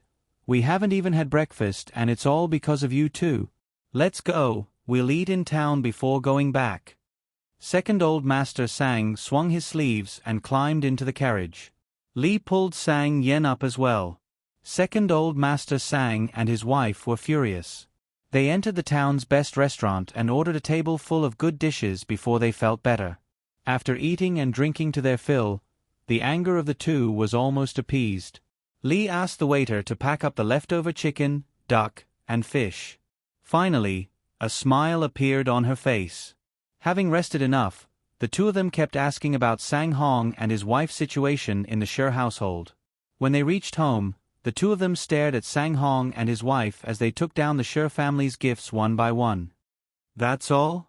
Second Old Master Sang and Li were in disbelief. The list is here. Fong did not say anything and directly handed the red list over. Second Old Master Sang received it and could not wait to take a closer look. Seeing that there was no difference, he was a little disappointed and asked again, Then, did Wan Nyong give you any extra money? Second Old Master Sang was only interested in gold and silver. According to the rules, shouldn't the gifts be like this? The Shi family's money is not Wan Nyong's money. How can Wan Nyong make the decision? Fong said lightly. Second Old Master Sang snorted and declined to comment. Although the two of them were skeptical, they could not search Sang Hong and Fong's bodies and could only give up. Li Shi glanced at the Sang siblings, Sang Quan and Sang Nuan. Deep down, she was thinking of finding an opportunity to get some information from these two brats. It was always easier to get information from children. Humph, don't let me find out, otherwise, I'll teach these two a lesson. That, you went to the Shi household and we didn't, so these things should belong to us. However, we're not unreasonable people. How about this? We'll leave these 4 boxes of rice dumplings for you and take the rest with us. Li said as she took action. The pouch was in her bosom, the brocade was under her armpit, the tea canister was in her arms, 2 chickens in one hand and 2 fishes in the other. She pouted at Second Old Master Sang. Old Master, quickly carry the wine. Anyway, De Lang doesn't drink, right? Sang Hong and Fong looked at each other. Fong's face showed that she was not worried. Sang Hong quickly nudged her and nodded with a smile. Second uncle, second aunt, just take it, take it. Aye, that's more like it. Li was satisfied and carried the things back and forth with Second Old Master Sang. On the second trip, Li glanced at the 4 boxes of rice dumplings and said, I wonder how the Shi family's rice dumplings taste, I'll take one to try. As she said that, she opened the seal and picked up 8. I won't take more, 2 for each of us. Fong only sneered and did not say anything. Seeing that Fong did not object, Li could not help but feel a little regretful. She felt that she should have taken a few more just now. After hesitating for a while, she did not dare to extend her hand and left with an embarrassed smile. Sang Ro was secretly happy when she heard that her parents and younger sister did not go to Qingzhou. With a faint smile on her face, she looked at the gifts that her parents brought back from the central room. Li Shi saw Sang Ro's pair of greedy eyes darting around, and her anger flared up. She pointed at Sang Ro and scolded, Look, what are you looking at? Your father suffered during the journey and his stomach is not feeling well. You don't care about anything at home. Quickly go boil some water and make some tea. What are you looking at? I've raised you for nothing. Second Old Master Sang thought of how his youngest daughter would rather not go to Qingzhou to see the world and stay behind to accompany and take care of him. Even after being scolded by her mother, she still wanted to stay behind. Compared to his eldest daughter, who only knew how to stare at the things and was probably scheming something in her heart, not caring about her father at all. His face turned cold as he glared at Sang Ro and scolded, Why aren't you going? What are you standing there for? Sang Ro bit her lip and turned to leave. Oh, look at that, she got angry when I scolded her. She's grown up and her heart has grown bigger, and her temper isn't small. In another 2 years, she would dare to talk back. Li said in a strange tone. No matter how old she is, she's still my daughter. She can't go against her. If she dares to throw a tantrum, I'll break her legs. Second Old Master Sang said with a sullen face. Sang Ro was so angry that her breathing quickened and her body trembled. Her lips moved as she cursed silently while she went to the stove to start the fire. She placed the blackened kettle on top and poured a ladle of water into it. Her heart was filled with hatred and she spat a mouthful of saliva into the kettle. With a pang sound, she closed the lid and scolded, Drink until you die. Shi Fengju found Gu Fengzi and asked calmly, Yesterday's matter, were you the one who did it? What is it? The smile on Gu Fengzi's face suddenly disappeared. Why were the Sang family's first young master and first young mistress brought to the side hall where the servants were waiting? Why didn't anyone inform them? Gu Fengzi sneered, Is Big Cousin here to denounce me? If not for Cousin Sang Ro's matter, Big Cousin wouldn't have thought of visiting me, right? Were you the one who did it? No. Gu Fengzi said angrily, Who said it was me? Was it Cousin Sang Ro? What did she instigate in front of Big Cousin this time? If you have the ability, ask her to come and confront me face to face. What's the point of talking behind someone's back? Shi Fengju's face darkened. Looking at the somewhat sinister face in front of him, he felt a little dazed. Was this the person he loved deeply? Was she his childhood sweetheart, his cousin? I'm not a fool. Shi Fengju said word by word, There are some things that cannot be confirmed without evidence. Besides, Wan Yang did not say anything to me. Gu Fengzi bit her lip and did not say anything. Of course, she knew that no matter what happened in the household, as long as Shi Fengju wanted to know, there was no way to hide it from him.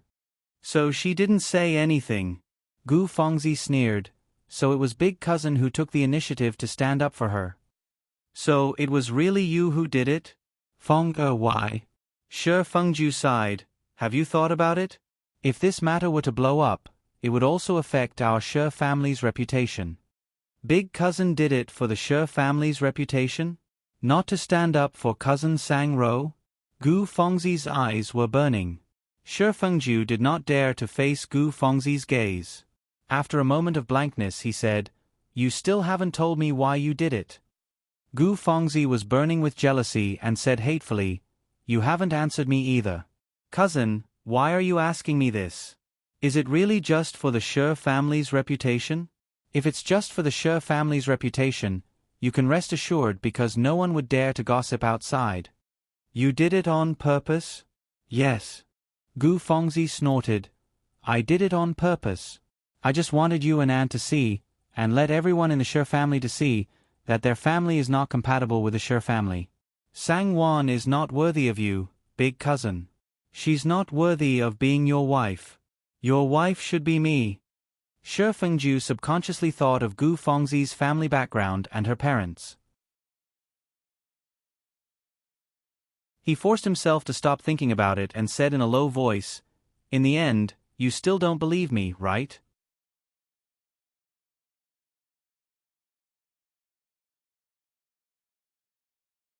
Chapter 48. Gu Fengzi was silent. Shi Fengju felt a chill in his heart, and an unspeakable disappointment filled his heart. You still don't believe me. That's because I can't trust you at all after what you've done. Gu Fengzi's eyes were filled with tears. She stared at Shi Fengju and said, "Do you like her? Touch your conscience and tell me, have you started to like her? Do you think I'm being unreasonable? Do you think I'm sinister and despicable? Tell me." Shi Fengju didn't say anything, and his eyes became calm. "Feng, I hope that this kind of thing won't happen again. I don't want the Feng, I like to be that kind of person." Shi Fengju finished speaking and turned to leave. Big cousin. Gu Fengzi panicked for no reason. She ran forward and tightly hugged Shi Fengju from behind. She pressed her cheek against his back and sobbed, I'm sorry. Big cousin, it's my fault.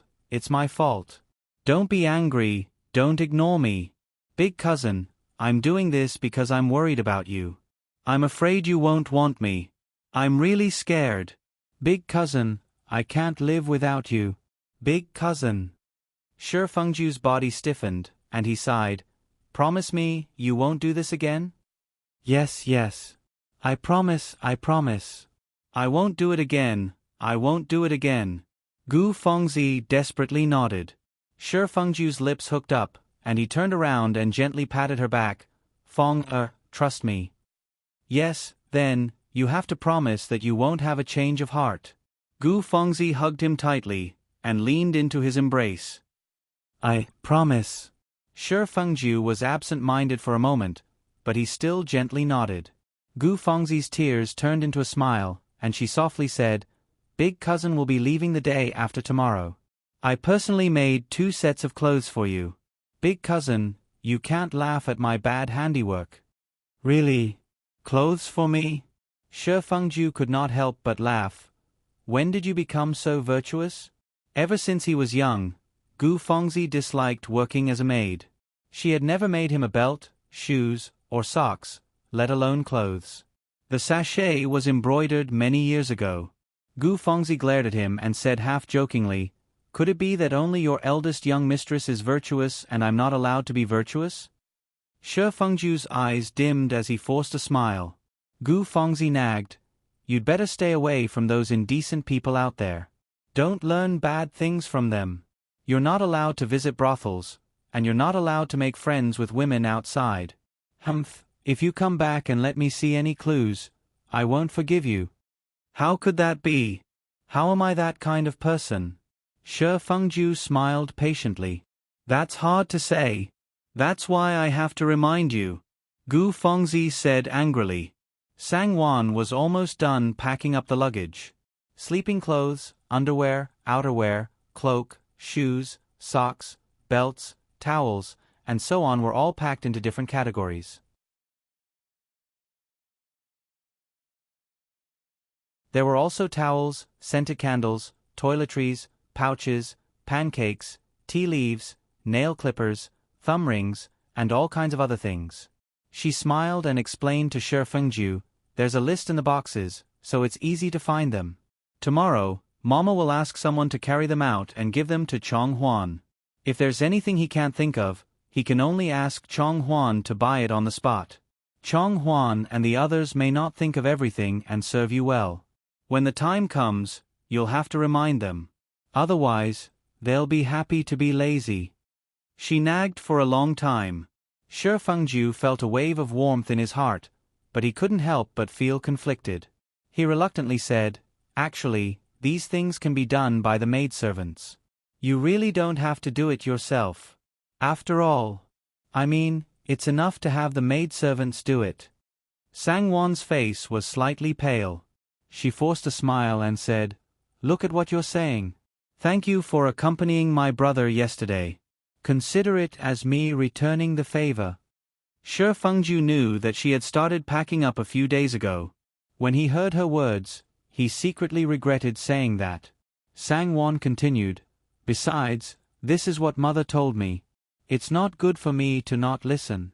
Besides, Mama Lee is here." In other words, she was doing it for others to see. Shi Fengju smiled. His smile was very forced. He didn't know why, but when he heard her say that, he felt a little disappointed. By the way, Sangwon tidied her hair and came over with a small rectangular wooden box. This is a medicine box.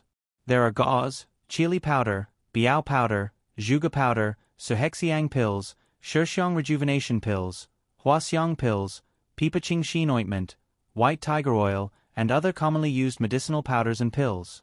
This medicine box is also specially made to be waterproof and sunscreen. You should keep it well in case you need it. Of course, that's just a suggestion. It's best if you don't need it. Thank you for being so thoughtful. Shi Fengju smiled and took it. Sangwon smiled and shook her head. There's no need to say these things between us. Shi Fengju nodded and said, "N." After thinking for a while, he finally said, "I may not be back until the 15th of August. During the 3 months that I'm not here, you should take care of yourself. If you encounter any problems, you should discuss it with Mama Lee. She understands everything. Also, help me take good care of mother. If you feel wronged," Shi Fengju looked at her and said, "bear with it for a while. We'll talk when I'm back." Sangwon said, "I thought you didn't know. So you do. When you're not in the Fu, who knows what your cousin will do? Okay, then I'll wait for you to come back and help me." Sangwon smiled. Shi Fengju couldn't help but smile as well. The next day, the whole family had a meal together. Second young Mistress Shi had not come to visit Sangwon for a long time. It was said that she was not feeling well and had been sick for a few days. When they saw each other today, they couldn't help but exchange greetings. On the morning of the 8th day of the 5th month, Wang brought Shi Fengju, Sangwon, and Gu Fengzi to the ancestral tablets. They offered incense and kowtowed to the ancestral tablets. They placed a whole chicken, whole fish, and square meat on the table and prayed to the ancestors to bless Shi Fengju for a safe journey. She then led them into the temple hall to offer incense and water and rice. After mumbling a few words, she held Shi Fengju's hand and sent him out of the Fu. The Shi family was originally a family of merchants. Every year, Shi Fengju would have to travel far and near.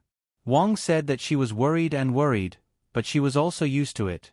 When they parted, she didn't cry or look sad. Overall, the atmosphere was quite good. Gu Fengzi suddenly got onto Shi Fengju's carriage in front of everyone and smiled at Wang. "Aunt, I want to send big cousin off at the pier." Everyone was stunned, including Shi Fengju himself. Shi Fengju subconsciously glanced at Sangwon. Seeing her forcing herself to be reserved, he couldn't help but feel pain in his heart.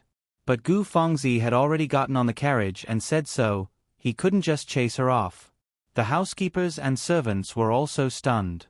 A strange look flashed across their eyes. Those who weren't as calm had their eyes lit up as they looked excitedly at their young mistress's expression.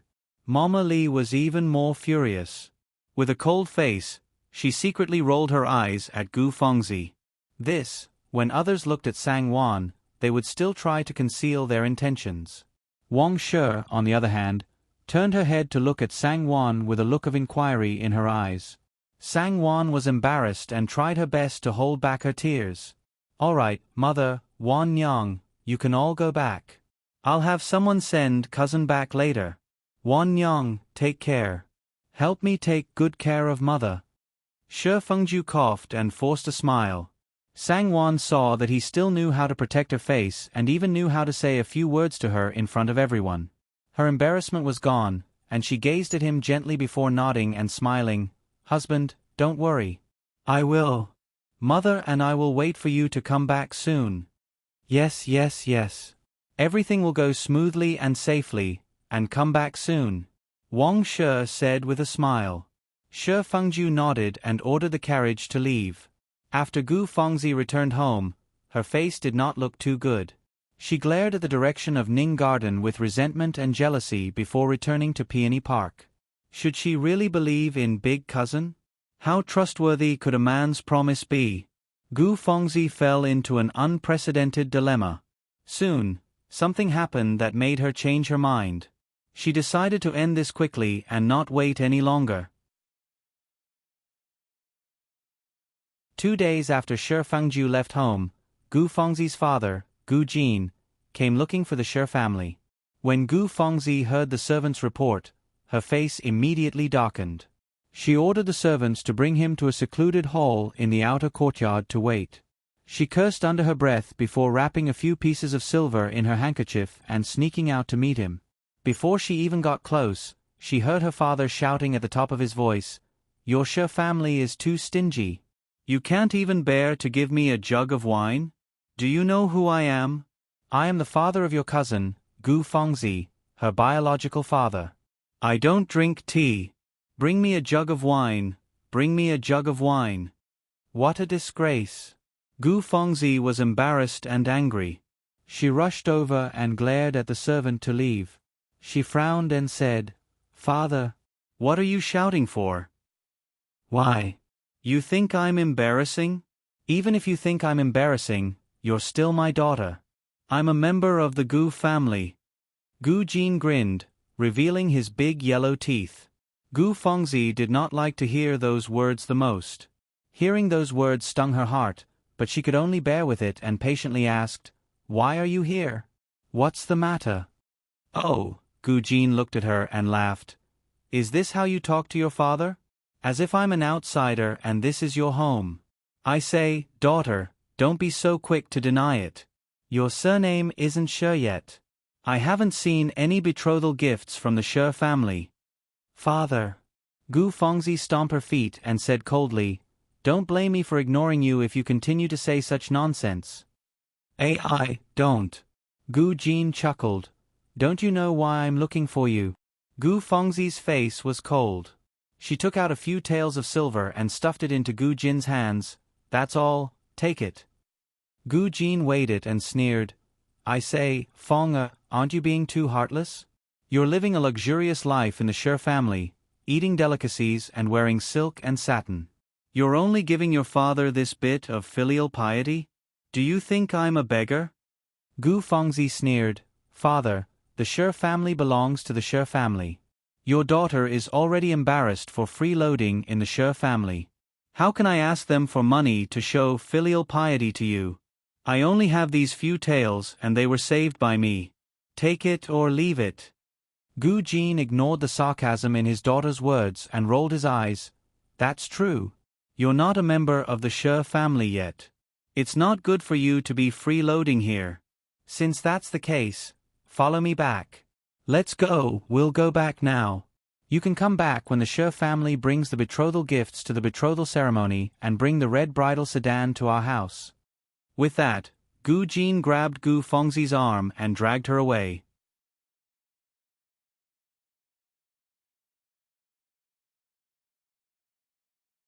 Chapter 49. What are you doing? Gu Fengzi cried as she snatched his hand away. "You can't bear to see me doing well. Can't bear to see me doing well. Are you trying to get me killed? I'm still relying on you to support me in my old age. How can I bear to harm you?" Gu Jin sneered. "You're my daughter. Isn't it natural for you to come home with me? No matter what, the Shi family can't hold on to my daughter and not let her go, right? Humph, they want to take my beautiful daughter without any betrothal gifts. Dream on." As he said that, he spat on the ground. Profiteer. Gu Fengzi was so angry that her lips trembled and she could no longer speak. "I won't go with you," Gu Fengzi said hatefully. "If you want to leave, leave by yourself. I know, it's that old hag from the Shi family who won't let her go, right? I'll go and reason with her." Gu Jin shouted. "The Shi family is holding on to my daughter and not letting her go. What is the meaning of this? If they don't give me an explanation today, I won't leave." "Father, father." Gu Fengzi panicked and pulled at Gu Jin with all her might. Gu Jin was afraid of Shi Fengju from the Shi family. Shi Fengju may look gentle and refined, but he had never given him the cold shoulder nor scolded him wantonly.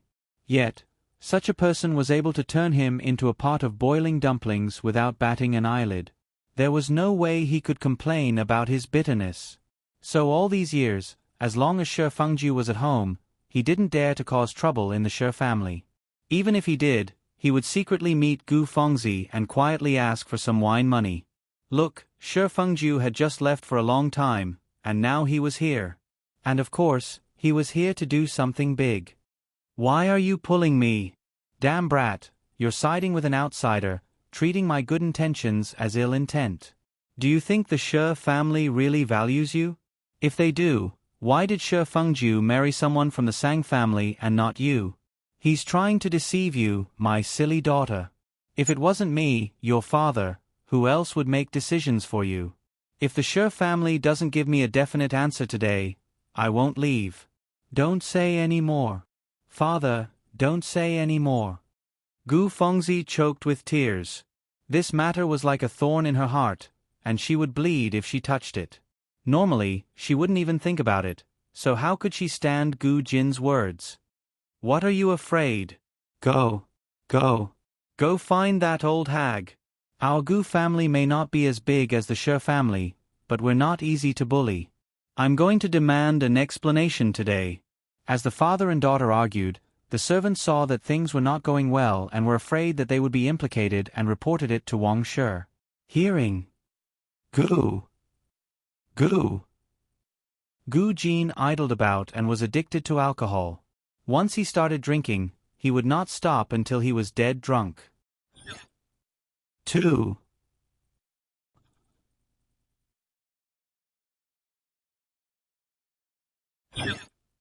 Quickly ask him to come in. Wang sighed. When her son left, she knew that Gu Jin would definitely come and cause a ruckus. She just didn't expect him to come so quickly this time. He must be really short on money. This was what Wang Shi thought. And, upon seeing Wang, Gu Fengzi's tears rolled down like a broken string of pearls. She threw herself into Wang's embrace and cried, "It's all Fengzi's fault. I've caused trouble for Aunt again. It's all Fengzi's fault." Gu Jin sat down carelessly and rudely raised his sleeve to wipe his face. Seeing this, the corners of his mouth twitched in disdain. He rolled his eyes and shouted at the maidservant beside him, "Where's the tea? Is this how your Shi family treats their guests?" Wang Shi saw that Gu Fengzi's hair was loose, and her clothes were wrinkled. The sweet and delicate young lady was crying like a baby, and her heart ached for her. She was comforting Gu Fengzi, but when she heard what Gu Fengzi said, she glared fiercely at Gu Jin before gesturing to the maidservant, "Serve him some tea." Wang helped Gu Fengzi fix her hair and wipe her tears. She pulled her to sit down and said coldly to Gu Jin, "What are you doing here again? Isn't it enough that you killed my sister? You can't even bear to see my niece live a peaceful life?" Gu Jin raised his head and drank the tea in one gulp. He put the cup on the table and nodded at the empty cup. The servant could only fill it up for him. Gu Jin picked it up and drank it in one gulp. After drinking 3 big bowls, he sighed in satisfaction and wiped his mouth. He smiled at Wang Shi and said, "Sister, who's your sister?" Wang reprimanded. Gu Jin chuckled and did not take it to heart. He continued, "Your sister was ill-fated and didn't die because of me. She's my only kin now, so why wouldn't I want her to be well? Sister, Kiki, old Mistress Shi, I'm here today because I have something important to discuss with you." "Enough, enough." Wang raised her hand impatiently and said, "You still know that Fengzi is your daughter. Don't make her sad from time to time. Nanny Jiang, give me 100 silvers. Wait." Gu Jin stopped. "Why? You think it's too little? Nanny Jiang, give me another 100 silvers. Take the money and leave quickly." Wang sneered with unspeakable disgust. "I'm not here for money," Gu Jin laughed strangely. "I'm here to bring my daughter home." "What did you say?" Wang was shocked and Gu Fengzi's face turned pale. "Fengzi's surname is Gu and she's my daughter. Old Mistress Shi, You wouldn't deny that, right? I'm here to bring my daughter home. What's wrong with that? Gu Jin said casually. Wang's face turned gloomy. She dismissed the servants and said coldly, "Just say it, what do you want?" "It's what you want." Gu Jin stretched his neck and snorted, "Keeping my daughter in the Shi family for no reason. If word gets out, the Gu family will lose all face." "You." Wang Shi was so angry that she couldn't breathe properly. Keeping her in the Shi family for no reason? And the Gu family's face? Does the Gu family still have any face left? This scoundrel. Gu Fengzi was so embarrassed that her face turned red. She felt extremely humiliated to have such a father and wished she could find a hole to hide in. "Did I say something wrong?" Gu Jin waved his arm and said agitatedly, "I didn't say anything when Fengzi was staying in your house. I thought that since she would be part of the Shi family in the future, it wouldn't matter if she entered the Shi family earlier or later. But young Master Shi has already married the Sang family's lass, so what's the point of my daughter staying here? To make a fool of herself. Your Shi family didn't even say a word, so there's no way you can be muddle-headed. Today, let's talk about this thoroughly." "Father." Gu Fengzi's tears rolled down again. She quickly wiped them away and gently tugged at Wang's sleeve with a pleading look. Although Gu Fengzi's heart was filled with resentment towards her father, even though his words were unpleasant to hear, they were what Gu Fengzi was concerned about. That's right, the Shi family should tell her the truth. What she wanted was a real guarantee, not Shi Fengju's "believe me, I won't let you down." Believe. The most worthless and laughable word in the world was that word. Especially when it came from a man's mouth. Even if it came from Big Cousin's mouth, the credibility would still be reduced. Wang was speechless for a moment. Her face turned green and white from anger. She was so angry that she almost wanted Gu Jin to take Gu Fengzi away. So, the Shi family pitied an orphan and helped a scoundrel, but it was wrong. Not only did they not get a good word out of spending money, they even had to suffer from this inverted black and white slander. But when she saw Gu Fengzi's pitiful look and thought of how obedient she had been all these years, Wang's heart softened and she had no choice but to swallow her anger. "We will give Fengzi an explanation. Who doesn't know how to make empty promises?" Gu Jin pushed his luck and continued, "Unless you divorce the Sang family's lass and invite Fengzi into the family, then I'll believe you." Outrageous. Wang was furious. "My daughter-in-law is virtuous and elegant. How can we abandon her?" "Then what do you want?" Gu Jin sneered. Wang Shi snorted and looked away. She calmly said, "It's not like you don't know about the engagement between the Shi and Sang families. Why did you only think of bringing your daughter home now?" "Ah." Gu Jin rolled his eyes and said, "Then let's be frank. Doesn't your Shi family want my Fengzi to be your concubine?" She's a concubine. Even though she had already agreed with Gu Fengzi, she had never mentioned it openly. Now that she said it out loud, Wang felt a little embarrassed and felt a little sorry for Gu Fengzi. She quickly said, "After she marries into the family and gives birth to a son, she'll be promoted as a second wife and wear a red dress. Our Shi family will definitely not treat Fengzi unfairly." "That's good." Gu Jin clapped his hands and said, "We're relatives, so I trust you. Since that's the case, then let's settle this. My daughter isn't young anymore, we can't keep waiting like this." "Scoundrel!" Wang scolded him in her heart. Her daughter-in-law had just married into the family for less than 2 months, and now she was taking in a concubine with great fanfare. Furthermore, the concubine was Miss Gu, who grew up in the household. Not only would the new daughter-in-law lose face, but the Shi family would also be criticized by outsiders for being unkind. Even if she doesn't marry into the family now, it's fine to give the betrothal gift first. Gu Jin quickly added. That was the main point. Betrothal gift? Wang's mouth twitched. She had never heard of a betrothal gift being given when taking in a concubine. The Shi family was a reputable family, so they had to follow the rules. "We'll talk about this when Fengju returns. I'm just a woman, so I can't make this decision." Wang thought about it and decided to drag it out, I have 500 silvers here, take it back and use it first. Gu Jin was satisfied and he grinned. All right. Then we'll do as you say. Mistress She sure is straightforward. Gu Jin was very pleased with himself. He hoped that Wang would not agree to Gu Fengzi's marriage so easily in the future. That way, he would have more reason to extort her. If his daughter were to become someone else's, it would be difficult to get money from them so easily. Aunt Wang, I'm sorry. Gu Fengzi did not expect Wang to refuse. She could not help but be secretly disappointed, but her expression was full of guilt. Wang gently patted the back of her hand and said softly, Don't worry, Aunt Wang will make the decision for you. And Gu Fengzi lowered her head in gratitude, but her palms were tightly clenched. She could not help but think, one said, Trust me, while the other said, I'll make the decision for you. They were indeed mother and son.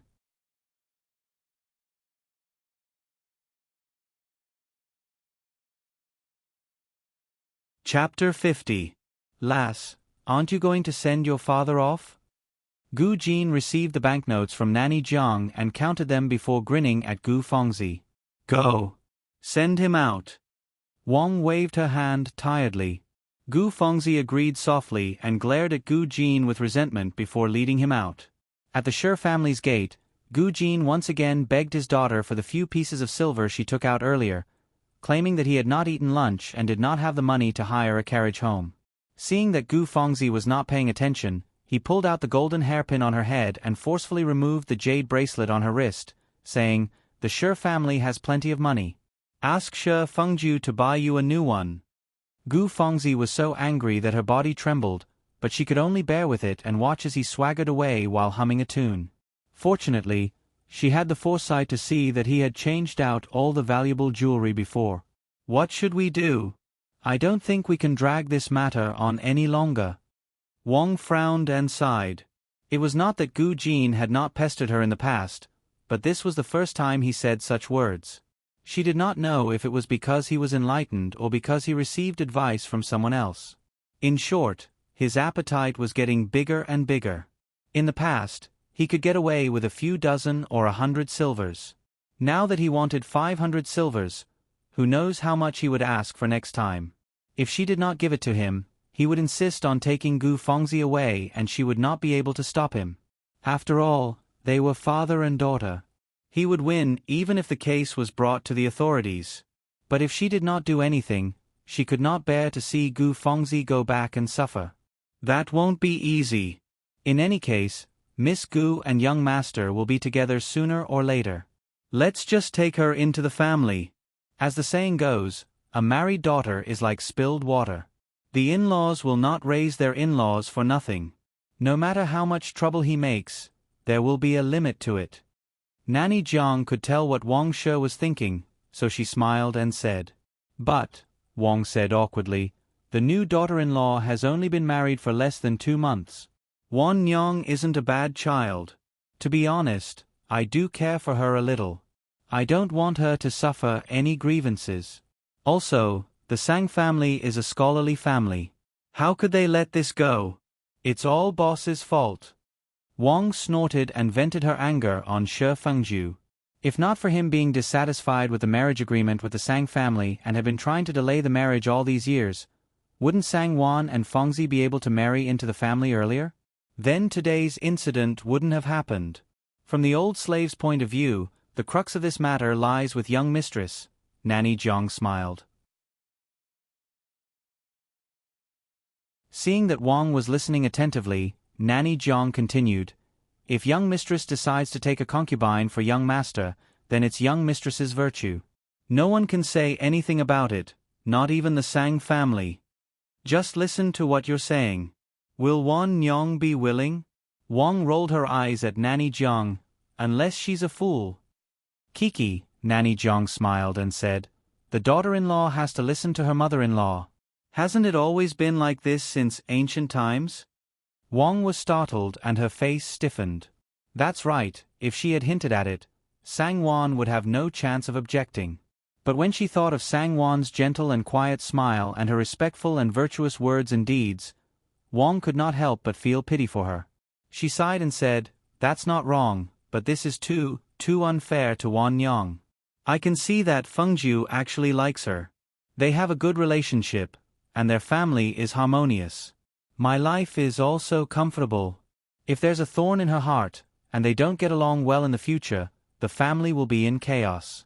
Wouldn't that be my fault? Nanny Jiang remained silent. Wang did not hear her speak for a long time. She turned her head and scolded with a smile. What else do you have to say? Say it all in one go. Nanny Jiang smiled and said, to say something unpleasant, which daughter-in-law doesn't get angry at her mother-in-law? How many are as magnanimous as old mistress? Now that young mistress has a mother-in-law like you, she doesn't need to wake up early to greet you, she doesn't need to serve you all day long, she doesn't need to cook or do anything. She only needs to care about comfortable clothes and food, wear embroidered clothes, wear gold and silver, and have servants to serve and flatter her. She can do whatever she wants. Even if she sleeps in the house for an entire afternoon, no one will say a word. If this is called being wronged, then the old slave did not know what is not. In any case, Miss Gu will definitely marry into the family, and young mistress must be aware of it. If you let young mistress do this favor, Miss Gu will definitely be grateful to her in the future. Wouldn't the two of them get along better? Moreover, if you feel that young mistress has been wronged, can't you just treat her better? If young mistress only cares about herself and not you, young master, and this family, then she's not really virtuous but a fake one. Old slave has spoken too much, and the old slave shouldn't have bad-mouthed master. After Nanny Jiang finished speaking, she quickly took a step back and bowed to ask for forgiveness. Quickly get up. Wang smiled and said, behind closed doors, we can talk about anything. You're right, let's do it this way. But this matter still needs to be decided when Fengju returns. I'll let Wan Nyong know about it first. Old mistress has thought it through thoroughly. Nanny Jiang quickly added. At that moment, a servant came to report, the Zhuang family has sent an invitation. Hearing the two words, Zhuang family, old mistress Wang panicked.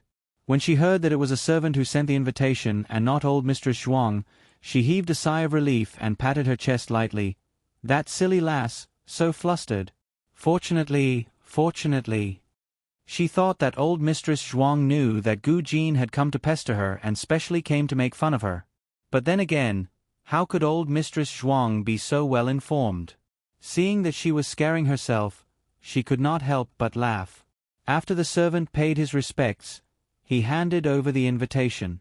It was about old mistress Zhuang hosting a banquet 3 days later and inviting her to the banquet. Wang did not hesitate and agreed. I heard that Madame Zhuang's maternal sister-in-law has brought along the daughter of her maternal sister-in-law's relative. I heard that she is a talented girl. Is that true? Wang Shi put down the invitation and asked casually. It seems so. Nanny Jiang nodded and said disapprovingly, I don't know how many relatives she has brought along, but I heard that old mistress Zhuang even called her niece. I think she's most likely referring to the Zhuang family's eldest son. TSK, what talented girl. In my opinion, she's definitely not as good as our family's young mistress. I think so too. Wang's fighting spirit suddenly rose and she said, send someone to invite Wan Nyong over. Whether or not her daughter-in-law was truly talented, she believed that the result would be clear soon. If she were to lose to that lousy relative of the Zhuang family, he would have more confidence in bringing up the matter of Gu Fengzi entering the family. If she were to win, he would praise and comfort her, and treat her even better. Wang made up her mind and said to Nanny Jiang, don't tell young mistress about what we discussed just now. We'll talk about it when we return from the banquet. Nanny Jiang found it funny in her heart, but her mouth also smiled and she quickly said, how would this old slave dare to talk about master's matters? Other than you, who else would have the right to talk about it? Wang thought about it and nodded with a smile. It just so happened that the two concubines of the second Shi family were fighting and the atmosphere in the courtyard was foul. According to second old mistress Shi's temperament, she would definitely vent her anger on second Shi family's young mistress. Second Shi family's young mistress secretly slipped away and ran over to Sang Wan's place to lie low for a while. The two sisters-in-law were discussing how to instruct the maidservants to draw the flowers on the Kong bed while munching on melon seeds and snacks. Hearing that Wang wanted to see her, Sang-won patted her sleeves and got up. She grabbed a handful of melon seeds and sweets and gave them to the servant, asking, "Is there a guest?" The servant quickly thanked her and smiled. "No, it's someone from the Zhuang family who sent an invitation. It seems like they want to invite old mistress to the banquet, so old mistress asked this servant to invite young mistress over." "I understand." Sang-won smiled and nodded. "I'll change my clothes and come over." Wang sure liked to see people dressed up to the nines. Her family's usual pine-wood-colored clothes were too plain, so it was better to change into something else. Sang-won looked towards second Shi family's young mistress and she quickly smiled. "Since first aunt has invited you, eldest sister-in-law, please go ahead. I'll stay here and watch the maidservants draw these two flowers before going back." Even though the host was not around, the guest should tactfully leave. However, second Shi family's young mistress really did not want to get involved in that mess. At the very least, she wanted to avoid second Shi family's old mistress's wrath before going back. Since she said so, Sang-won did not want to chase her away, so she smiled and allowed her to do as she pleased. Seeing that Hong Yi and the other maidservants were drinking tea and eating snacks, she called for Luya to enter the room to change her clothes. Not long after, Sang-won changed into a red satin jacket with narrow sleeves and a long skirt with a floral print. Her hair was also slightly styled with a little jade inlaid with pearls. On her fair wrist was a beautiful green jade bracelet. She called for Nanny Li and two other maidservants to follow her. Together with the maidservant who led the way, she left together with the maidservant who led the way. Wang was especially enthusiastic today and was beaming with joy when she saw her. Sang-won was secretly surprised and suspicious. Sang-won naturally could not say no to the Zhuang family's banquet 3 days later. She nodded with a smile and humbly asked for advice. "I'm not afraid of being laughed at by mother, but this daughter-in-law has never attended such a banquet before and does not know how to dress up. I hope that mother can give me some pointers." Wang was very happy to hear her say so and smiled. "Don't worry. I've already thought of this. Later on, the best tailors in our workshop will be here. We have 2 to 3 days to make the latest clothes. The female shopkeeper will also help you make the matching accessories. When the time comes, I'll have someone send it over to you." Sang-won was relieved and quickly smiled. "That's great. Mother is still the most meticulous. This daughter-in-law is ashamed of her inferiority." Wang smiled and waved her hand. "Our Shi family has plenty of money. This is not worth anything. Wan Nyang, mother heard that old Mistress Zhuang's niece is a talented woman. When the time comes, Wan Nyang, you have to fight for mother and beat that woman. Let everyone know what a real talented woman is." The pressure was so great. Sang-won secretly complained. Although she thought that she was well-read, there were many talented people in the world. Since the other party had the reputation of being a talented woman, it was obvious that she was not an idle person. Not to mention other things, with old Mistress Zhuang and her mother-in-law's enthusiasm, if that woman did not have real talent, old Mistress Zhuang would not have flaunted it and would not have set up a banquet to invite her.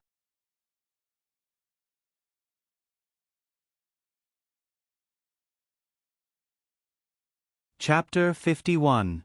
However, Sang-won knew that Wang was easy to coax and temperamental. Although she was in a difficult position, she did not dare to show any hesitation on her face. She nodded and said, "Mother, don't worry. Wan Nyang will not embarrass mother." Wang smiled and said, that's good. Your family is a scholarly family. Mother believes that you will not lose to others. Wan Nyang, this is not only mother's face, but also your face. When the time comes, many of the upper-class ladies in Qingzhou will be present. When they see your true talent, let's see who dares to look down on you." "Yes, mother." Sang-won tensed up and suddenly felt a little nervous. Wang smiled and nodded. "It's good that you understand. Go back. You don't have to come over to pay your respects these few days. If you want to read any books, just say it. If the Fu doesn't have it, let the housekeeper buy it. Upon hearing that, Sang-won did not know whether to laugh or cry. Learning was not something that could be accomplished overnight. However, since her mother-in-law had spoken, she had to put on an act for the next 2 to 3 days. Thus, she expressed her gratitude and got up to leave. Originally, Gu Fengzi would definitely accompany her to such a banquet. However, after the disturbance caused by Gu Jin, Wang could not help but feel a little guilty. She was also afraid that Madame Zhuang would have a foul mouth and deliberately provoke Sang-won and Gu Fengzi. Thus, she simply told Gu Fengzi to stay in the Fu. Gu Fengzi naturally saw this as a warning sign that she had fallen out of favor in front of her aunt. Although she obediently and magnanimously agreed, she could not help but feel resentful. She resented having an unreliable father who not only could not make decisions for her, but also constantly caused trouble for her. She also complained that Wang was biased. Thinking about it, Gu Fengzi suddenly felt that even though she had a father, she was not as good as Sang-won, whose parents were both dead. At least she had a reliable brother. She had nothing. For a moment, she could not help but feel even more heartbroken. She secretly shed a lot of tears. The night before the banquet, Nanny Jiang personally delivered the new clothes and matching jewelry to Sang-won in Ning Garden. She wore an off-white collared inner garment with a light gold and peach-red collar embroidered with a small hibiscus flower. She wore a plum blossom-shaped white jade collar, and in the center of the flower was a glossy and soft pigeon blood ruby. She wore an autumn-colored smoky muslin pleated skirt with a floral pattern. She wore a hair-thin gold and silver thread at the edges. She wore a palace sash, pendant, and sachet. The jasper and caltrop flower hairpin, jasper and pearl peach flower hairpin, was decorated with thin strings of tassels, and the end was decorated with thumb-sized pomegranate beads. It was a complete set of meticulously crafted jewelry, mainly made of high-quality jadeite, matched with gold, pearls, and precious stones. It was flowing with light, graceful and luxurious. The tailor and shopkeeper of the embroidery workshop were indeed worthy of their reputation. This set of clothes and jewelry brought out Sang-won's appearance and temperament very well. It was luxurious but not vulgar, and there was a hint of grace and elegance in the rich. Lu Ye and the others arranged the clothes and jewelry. Everyone who saw it was full of praise. Sang-won also liked it very much and quickly thanked Nanny Jiang with a smile. Nanny Jiang smiled half intentionally and half unintentionally. Old mistress said that young mistress should wear it as much as she wants. Young mistress will be in charge of the She family sooner or later. There are many good things. She then picked up a pair of gold-studded jadeite beads pendants and smiled at Sang-won. Such round and clear jadeite with such a good water source is rare. Not to mention Qingzhou, you won't be able to find a second pair in Zhongnan. This pair of pendants is old mistress's treasure. Even though she loves young mistress so much, old mistress was not willing to give it to her when young mistress got married. Sang-won looked at the pendants. They were as big as a thumb, round and cute. They were as green as spring water without any impurities. They were much more clear than her pair of high-grade jadeite bracelets. She knew that Nanny Jiang was telling the truth. Thus, she smiled and said, "How can Wan Nyong be treated so well by mother? I can only double my filial piety to her. Nanny Jiang, please tell mother that Wan Nyong is ashamed to accept such a valuable gift. After returning from the banquet, Wan Nyong will return it to mother." Nanny Jiang secretly praised, "Young mistress really knows how to talk. She obviously doesn't dare to accept old mistress's treasure, but she said it with reason. Even if old mistress takes it back, she won't lose face and be called stingy." Nanny Jiang quickly smiled and said, "Young mistress, don't say that. Old mistress has specially instructed the old slave that these jewelry are for young mistress. After returning from the banquet, young mistress can keep them properly." Sang-won was slightly startled and suddenly felt more pressure. Mother-in-law even took out the treasures in the box. It could be seen that she could only win and not lose at this banquet, otherwise. Then Sang-won thanks mother. "It's getting late. Nanny Jiang, please go back. We'll talk about it after returning from the banquet," Sang-won said with a smile. If she messed up at the banquet, she certainly wouldn't have the face to accept these jewelry. Nanny Feng pondered over her meaning and also left with a smile. Early the next morning, Sang-won solemnly dressed and checked that there were no mistakes. Then, she took Mama Li, Lu Ye, and the two maidservants to Wang's place. Wang was already waiting. When she saw Sang-won, her eyes lit up. She looked at her carefully and nodded repeatedly. She smiled and said, "My Wan Yang is really beautiful. Look, can you find another person with such an appearance and bearing in Qingzhou?" Everyone laughed and said, "It's not just the appearance and bearing. You can't find another person with such attire in Qingzhou." Wang was very happy. She ordered someone to bring the precious sky water jade handkerchief and replaced the water red silk handkerchief in Sang-won's hands. Sang-won accepted it with a smile and thanked her. Suddenly, she thought of the humanoid puppet. She was even worse than a puppet. A puppet didn't have to think, but she was going to fight a tough battle today. The mother and daughter-in-law left the Fu in a beautiful manner. They took a group of maidservants and older women to the Zhuang family's courtyard in the southern part of the city. The Zhuang family was one of the wealthiest families in Qingzhou. There was no need to talk about the extravagance of the decoration of the house. Today, Mistress Zhuang was holding a banquet in the Yuhua Pavilion in the garden. The long exquisite pavilion was located in a field of colorful flowers and trees. One side was facing the water, and there was a stage built by the water. When the banquet was held in the pavilion, one could enjoy the picturesque scenery. There was also the sound of the water flowing with the wind. It could be said that ingenious thoughts were put into this.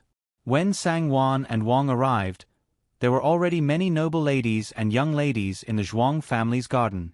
They were dressed in fragrant clothes and were bedecked with jewels. They chatted and laughed non-stop. The air was filled with the faint fragrance of flowers and powder. It was very lively. "Oh, big sister Sher is here." Mistress Zhuang smiled and went forward to greet them. When she saw Sang-won, her eyes lit up. She couldn't help but hold Sang-won's hand and looked at her carefully. She smiled and said, "This must be Wan Nyong?" "Kiki, indeed, Buddha needs gold and people need clothes. I almost couldn't recognize you after dressing up like this." As she said that, she smiled at the crowd and said, "Look at big sister Sher, isn't this new daughter-in-law pretty? At first glance, she doesn't look any worse than those young ladies raised in the boudoir." Everyone loved to watch the fun. It was impossible to say that they weren't jealous of the Sher family. With this opportunity, how could they not join in the fun? They all smiled and said, "Not bad indeed." Wang was so angry that her face changed slightly. She wanted to refute Mistress Zhuang, but she was too anxious to say anything and could only stare at her. Sang-won smiled gently and quietly withdrew her hand. She bowed slightly to the crowd and supported Wang with a shy smile. She said to Mistress Zhuang, "Mistress Zhuang is overpraising Wan Nyong too much. The Sang family is a family of farmers and scholars and is not as rich as Mistress Zhuang's family. Thanks to old master's kindness and mother-in-law's decision, Wan Nyong is fortunate to enter the Sher family. It is indeed Wan Nyong's good fortune. Mother-in-law is benevolent and treats Wan Nyong like her own daughter. She is good at everything. Wan Nyong is really ashamed to accept her kindness. Only by serving mother-in-law with more dedication and filial piety can I repay mother-in-law's kindness." His words not only helped him out of his predicament, but he also praised Wang Sher. Wang was overjoyed and her depression was swept away. She gently patted Sang-won's hand and smiled proudly. "Once you enter the Sher family, you are a member of the Sher family. The Sher family is also yours. Wan Nyong, you are educated, virtuous, and filial. Your temperament is above ordinary people. No wonder little sister Zhuang is making a fuss." She chuckled after saying that. Everyone thought so too. No matter how Sang-won was in the past, she was now the eldest daughter-in-law of the Sher family. Everything in the Sher family was hers. The marriage arranged by the elders was set in stone. As long as she didn't commit a big taboo, the Sher family would never divorce her. In the future, There would be many opportunities for them to interact with each other. What was the point of offending her? It was better to take the initiative to build a good relationship with her and win a favor. Thus, they all came up to gloss over the matter with a smile and praised her greatly. Old Mistress Zhuang was bored and stopped talking with a smile. She invited everyone to take a seat. The noble ladies had to have a meal first before admiring the flowers, listening to the opera, and having fun. Soon, the banquet began and all the madams and young misses took their seats. As the daughter of the wealthiest family in Qingzhou, Wang Shi naturally sat at the main table and introduced Sang Wan to the other madams. The wife of the Qingzhou's magistrate, old Mistress Li and her daughter, the wife of the boss of Xiaoji Bank, old Mistress Xia and her daughter-in-law, the wife of the landlord, old Mistress Li, and old Mistress Zhuang's sister-in-law, Jiang Shi's niece, Tang Yuzhen, the talented girl mentioned by old Mistress Zhuang, and so on. Sang Wan subconsciously stole a few glances at Tang Yuzhen. She was about the same age as Sang Wan, had an oval face, thin shoulders, fair skin, and beautiful facial features. She wore a pine-colored embroidered dress, was graceful, reserved, and had a strong scholarly aura. She must have read a lot of books. Keenly aware of Sang Wan's gaze, Tang Yuzhen raised her eyebrows and gave her a friendly smile. Sang Wan was a little embarrassed and also returned a smile. Tang Yuzhen's smile was reserved and noble with self-restraint and magnanimity. Unknowingly, she revealed a kind of aloof and calm attitude. If she didn't have real talent, how could she think so highly of herself? Sang Wan was a little nervous. She could only hope that old Mistress Zhuang would change her temperament and not make any more trouble. Obviously, even she herself believed this was a possibility. The food on the table was sumptuous and luxurious. Needless to say, the ladies were used to being picky and couldn't help but praise it. Only Sang Wan didn't taste the food. She was only thinking about what was about to happen. After the meal, the maidservants carried the table out, burned incense, and poured tea. After the ladies rinsed their mouths, they sat in the hall and drank tea, chatting and laughing. You're tuning in to the Narrate and Escape YouTube channel. Don't forget to subscribe and join us on this journey to catch the most captivating stories.